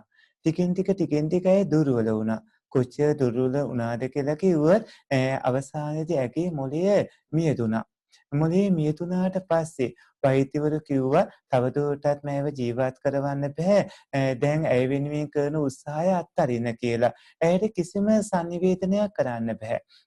බාහිර ඉන්න අම්මලා තාත්තලාට කිසිම පණිවිඩයක් දෙන්නවත් බෑ. ඇයට පණිවිඩයක් ගන්නවත් බෑ. සියලු දෙනාම කිව්වේ ඇය දැන් මරණයටපත් වෙලා කියලා. ඒ වුණාට මේ දුවට අම්මලා කතා කරන දේවල් තාත්තලා කතා කරන දේවල් ඔක්කොම ඇහෙනවා. අම්මයි තාත්තයි දරු සෙනෙහස හින්දාම මේ ඇමරිකන් ජාතික දෙපළ තමන්ගේ අනිකුත් දරුවොත් එක්ක මේ දුවව ආදරෙන් රැක බලා ගන්නවා. පළවෙනි අවුරුද්දත් යනවා, දෙවෙනි අවුරුද්දත් යනවා, තුන්වෙනි අවුරුද්දත් යනවා, හතරවෙනි අවුරුද්දත් යනවා. ඒත් මේ කට්ටිය මේ දරුවා රැක බලාගෙන ඒ පෝෂණය කරමින් කටයුතු කරන වෛද්‍යවරු උත්සාහය අත්හරින්න කියලා කිව්වට එයාට විස දීලා මානෙටපත් ගන්න එහෙම කියලා කිව්වට අර අම්මා තාත්තා නෙමෙයි මේ උපකාරණ ටික ඉවත් කළේ. උපකාරණ වලින්ම ඒව ජීවත් කරවනවා. අවුරුදු 4ක් ගියාට පස්සේ එක දවසක් අම්මා දකිනවා තමන්ගේ දුව ළඟ දුවට ඒ ආහාරය එහෙම ශරීරගත කරවමින් ඒ විදිහට කටයුතු කරනකොට ඇඟිල්ල පුංචි සෙලවීමක්. මේක දැක්ක ගමන් අම්මා අනිත් අයට කෑ ගහලා කතා කරනවා. ඔක්කොම එකතු වෙනවා. ඉන් පස්සේ පුංචි සෙලවීම මේ හැමදිනම දකිනවා. ඉන් පස්සේ හැමෝම කැප වෙනවා. කැප වෙලා අර සිදු කළ කැපවීම හා සමානවම තවත් කටයුතු කරලා වැඩි දවසක් යන කලින් මේ දුව එහෙට මෙහෙට පෙළෙන විදිහට ඒ වගේම කතා බහ කරන විදිහට එහෙම සකස් කර ගන්නවා. අන්තිමට පැරැලිම්පික් වලදී පදක්කම් දෙකක් ගත සිද්ධියක් තියෙනවා. ඒක බොහොම ප්‍රසිද්ධ කතාවක්. ඒ දුව තමයි එහෙම වුණේ. එතකොට මැවුණා කියලා කිව්ව කාරණාවක්. ඔය ඒක තමයි සමහර දැන් මේ ඔබ වහන්සේ හරියට දැන් ඒක නිසා තමයි දැන් අපි හිතමු දැන් ඔන්න ඇස කියන ඇසේ චක්කු ප්‍රසාදේ නැති වෙච්ච අවස්ථාව දවල් රූප පේන්නේ නැහැ. නමුත් අපි කොහොම හරි ඒක හොඳ වුණොත් ඊට පස්සේ රූප පේන්න පටන් ගන්නවා. ඒ වගේ දැන් භවංගේ පවතින හදවත ආශ්‍රය කරගෙන නමුත් අරමුණු ගන්න බෑ බ්‍රේන් කියන්නේ මන කියන්නේ මොලේ අක්‍රිය වෙලා නිසා. නමුත් මොලේ හරි ගියොත් ඊට පස්සේ ගන්න පුළුවන් එහෙම නෙමෙයිද අපි ඒක ගලප ගන්න ඕනේ. නැහැ පින්වත්නි. එහෙම නෙමෙයි ගන්න ඕන. මොලේ සම්පූර්ණයෙන්ම ඕන වෙන්නේ ශාරීරික ක්‍රියාත්මක වෙන්නට. ශාරීරික පැවැත්මට. නමුත් මව් කුස තුලට අවධානය යොමු කරමුකෝ. මොලේ වැඩෙන්න කලින් මන ආයතනයෙන් ධම්මාරම්මන ගන්නවනේ. දැන් සමහරවිට දැන් ඉටගාකේසී ඒ වගේම අනිකුත් අයගේ පරිශන කෘති සහ විවිධ ඒව බලනකොට බ්‍රේන්ඩස් ඩිවයිස් කිහිම විශේෂ පොත්පත් එහෙම ඒ වාරගෙන බලනකොට මේ විවිධ කට්ටිය ඒ ලියලා තියෙන ඒ බටහිර විද්‍යාඥයින්ගේ එවැනි පරිශන ග්‍රන්ථවලදී උනත් ඔවුන් යම් යම් අදහස් දක්වනවනේ මේ මව් කුස තුල හිටියේ කාර්ය දැනුවත් වුණු කාරණාවලට අදාළව එහෙම. එතකොට ඒ බටහිර වෛද්‍ය විද්‍යාවාදී කවුණු ගත්තාම නමුත් ධර්මානුකූලව ගත්තාම මොලේ ක්‍රියාකාරී තත්ත්වයටපත් වෙන්න කලින් උනත් මන ආයතනයේ ධම්මාරම්මනත් එක්ක පහළවන්නට පුළුවන්. එහෙම අවස්ථාව වුණ තරම් තියෙනවා. මෙතන මොලේ කියන්නේ මන ආයතනයේ නෙමෙයි මන ආයතනයේ පහළ වෙන්නේ හෘද වස්තුව ඇසුරු කරගෙනයි. මෙතනදී පටලවා ගන්නත් එපා. හෘද වස්තුව කිව්වහම ඔය ඇත්තෝ මේ හදවත වෙන කෙනෙක්ට බද්ධ කළාට පස්සේ හෘද වස්තුව යනවා කියලා හිතන්න එපා. පින්වත්නි ඔය ඇත්තන්ගේ හදවත වෙන කෙනෙක්ට බද්ධ කළාට හෘද වස්තුව එහෙම යන්න පුළුවන් කමක් නැහැ. ඒක වෙනම තේරුම් ගන්නට ඕන. මොකද මෙතනදී පටවියාපෝ තේජෝ වායෝ වන්න ගන්ධ රස ඕජා ජීවිතින්දී රූපයත් එක්ක වස්තු රූපී කියන රූප දශකේ තමයි අපි හදවත මේ නැත්තම් අපි මේ හෘද වස්තු රූපේ විදිහට සඳහන් කරන්නේ. ඒ වස්තු රූපය පින්වත්නි පස්සේ ලොකු මහත් වුණු හදවතක මැද්දේ අඩපතා පමණ ලී ඇසුරු කරගෙන දොඹ ගෙඩියක් පමණ තියෙන සිදුරක් තුල එහෙම පැවතුනාට එහෙම මේ හදවත හැදෙන්න කලින් දැන් නම් අපි හදවතක් එළියට අරගෙන ලී ඔක්කොම අයින් කරලා ගත්තාම තනි සුදුත් නෙපෙන්නේ. එතකොට මේ හදවත හැදෙන්නත් කලින් පින්වත්නි මව් කුස තුල මුලින්ම තලතෙල් පැහැට තියෙනකොටම ප්‍රතිසන්දියේදීම පහළ වීමකුත් සිද්ධ වුණ වස්තු රූපී ආරම්භයකුත් උනා කියලා දැනුවත් වෙන්න ඕන මේ ප්‍රතිසන්දි විඥානයේ පහළ වෙද්දිම.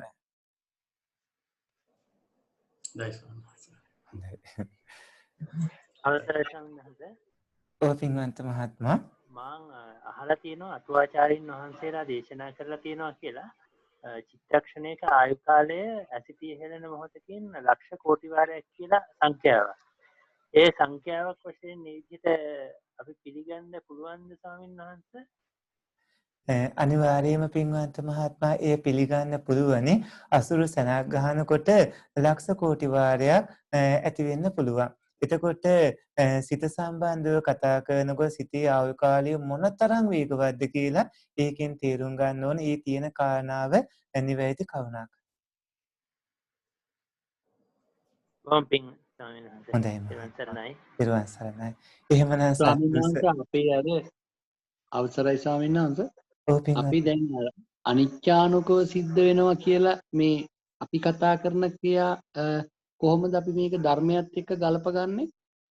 අහපවේ වචනය කියන්නේ අනිච්චානුකව කියන්නේ අපේ ස්වාමීන් වහන්සේ ඉබේ සිද්ධ වෙන දේවල්. දැන් වාහනේ එලවගෙන යනකොට ඉබේම හෝන් එක වදින වෙලාව. භාවනා කර කර ඉන්නකොට මදුරුවා කනකොට ඉබේම ක්‍රියාත්මක වෙන ආකාරය වගේ තැන්වල පින්වන්ත මහත්මයා ඒක සිද්ධ වෙන්නේ ඒ අයගේ කෙලෙස් ධර්ම සහ ඉන්ද්‍රියයන්ගේ ස්වභාවය අනුව විශේෂයෙන් ඒ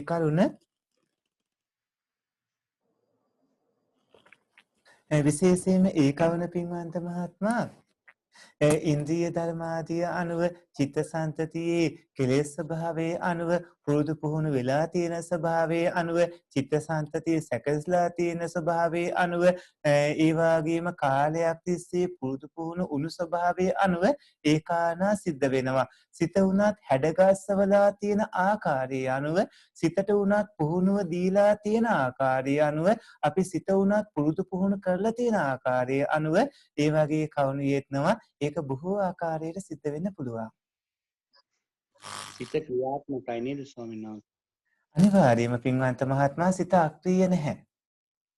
නමුත් එතනදී ඕක අපිට තේරුම් ගන්න පුළුවන් පින්වන්ත මහත්මයා විපාක සත්‍ය ලබා දෙන සිත් සහ විපාක සත්‍ය දුර්වල මට්ටමක තියෙන සිත් ආදී අපි ජවන් වලදී කියන කවුණු වගේක් තියෙනවා. ජවන් සිත් වලදී ඔය කාරණාවට අදාළ බොහෝ දේවල් දැනුවත් වෙන්න පුළුවන්. අනාගත විපාක සත්‍යයක් ලබා දෙන්න සමහර ප්‍රතිසන්දි විපාක කොහොමත් නැහැ. සමහර වගේම ප්‍රවෘත්ති විපාක ආදී ලැබෙනවා. බලනකොට අරමුණ හොඳට ග්‍රහණය කරගෙන නැහැ. ආලෝකය ඇස ආදී කවුණු වල සම්බන්ධතාවය දෙන්න ඕන විදිහක් තියෙනවා. ඒක අංග සම්පූර්ණව චිත්ත වීති පාඩමේදී උගන්වනවා ඉදිරියේදී. සත් එහෙමයි. ස්වාමින් වහන්සේ අවසරයි මම අභිධර්මය ඉගෙන ගන්න කලින් මගේ සිතුවිල්ලක් තිබුණා මට යම්කිසි හදවතට වේදනාවක් දැනෙන්නේ සිතෙන් කියලා.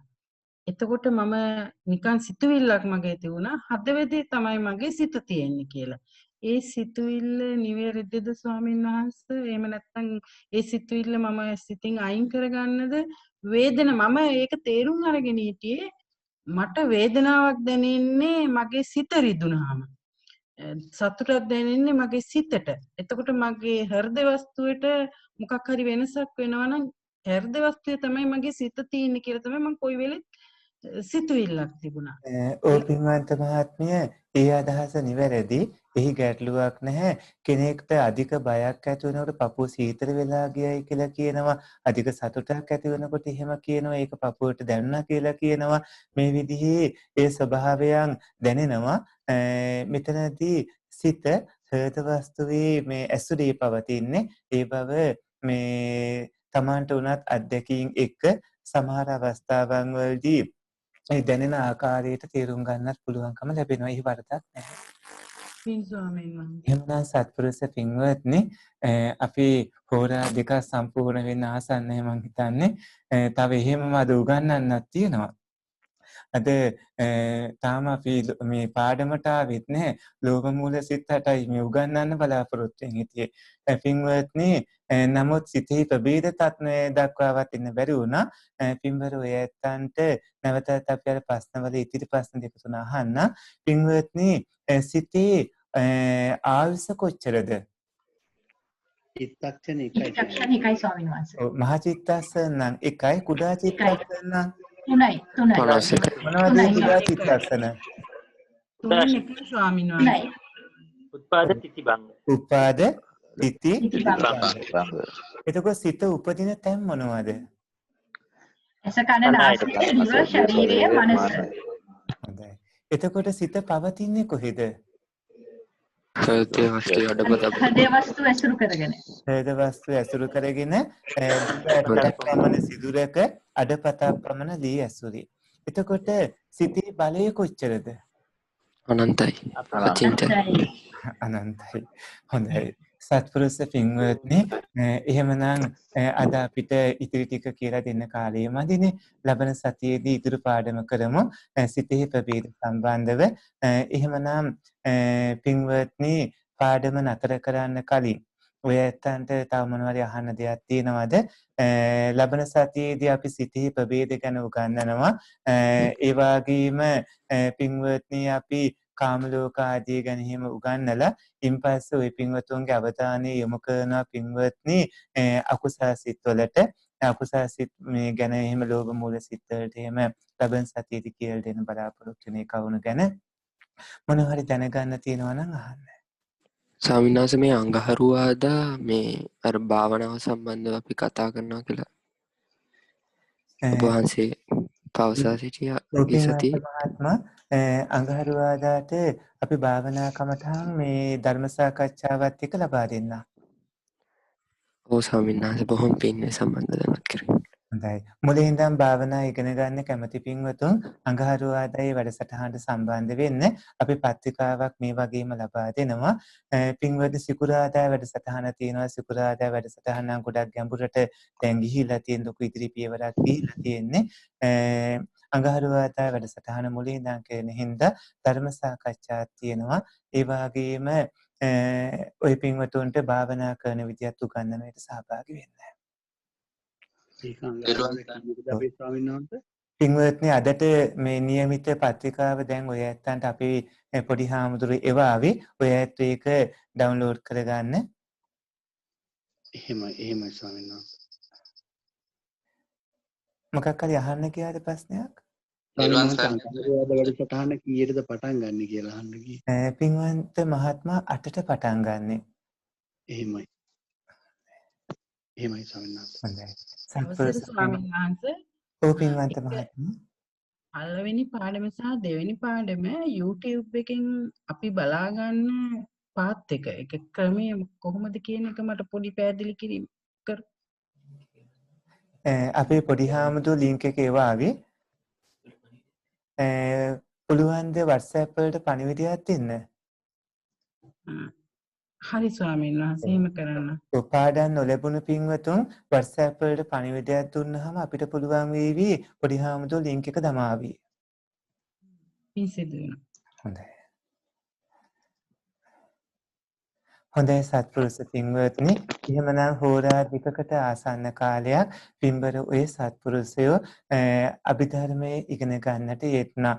පින්වත්නි මේ ලෝකේ තියෙන උතුම්ම විශිෂ්ටතම දැනුම තමයි ඔය ඇත්ත මේ ලබා ගන්න. ඒ භාග්‍යවත් තිලෝගුරු සම්මා සම්බුද්ධ රාජෝත්තමයාණන් වහන්සේ දේශනා කළ අභිධර්මයේ යම් පින්වතෙක් දැනගන්නවා නම් ඔහුට මගපල් ලබන ගමනට තියෙන බාධා මග හරවා ගන්න පුළුවන් දැනුම අවබෝධය ගමන් මාර්ගයේ ඍජු කර ගන්න පුළුවන්. තමයි යන මාර්ගයේ වැයතිද නිවැරදිද කියලා දැනගන්න පුළුවන්. අහන ධර්ම දේශනාදී නිරවුල තේරුම් ගන්න පුළුවන්. සූත්‍ර දේශනාවල කියවෙන කරුණු හරියට වටහා ගන්න පුළුවන්. විශේෂයෙන්ම සසරින් එතර වන ගමනට අතිශයින්ම උපකාරක ධර්මතාවයක් වෙනවා අභිධර්මයේ දැන ඉගෙන ගන්න එක. කොයි වෙලාවකවත් ඔය ඇත්ත අභිධර්මයේ දැන ඉගෙන ගත්තට ඔබ දන්නවා කියලා නොදන්නා අයව පීඩාවටපත් කිරීම වගේ කරුණු වලට යන්න එපා. නොදන්නා අයටත් බොහොම ආදරයෙන් මෛත්‍රියෙන් කරුණාවෙන් යුක්තව මේ දැනුම ලබා දීලා ඔවුනොත් ධර්මයේ හසුරවල ඔවුන්ට සසරින් එතර වෙන්නට වටිනා පින්බර කල්යාණ මිතුරියන් වෙන්න.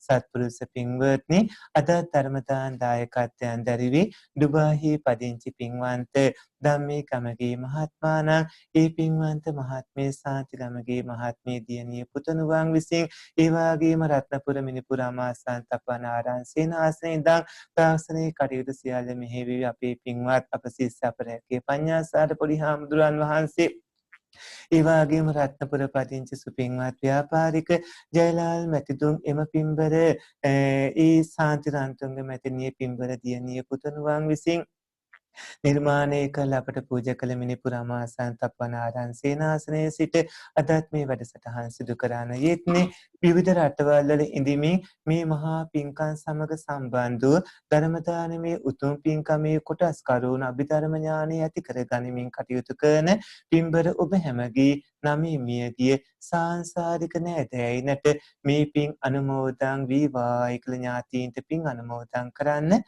ඉදම්මේ ඥාතීනං හෝතු. ඉදම්මේ ඥාතීනං හෝතු සුඛිතා අමතනාතයෝ ඉදම්මේ මේ ඥාති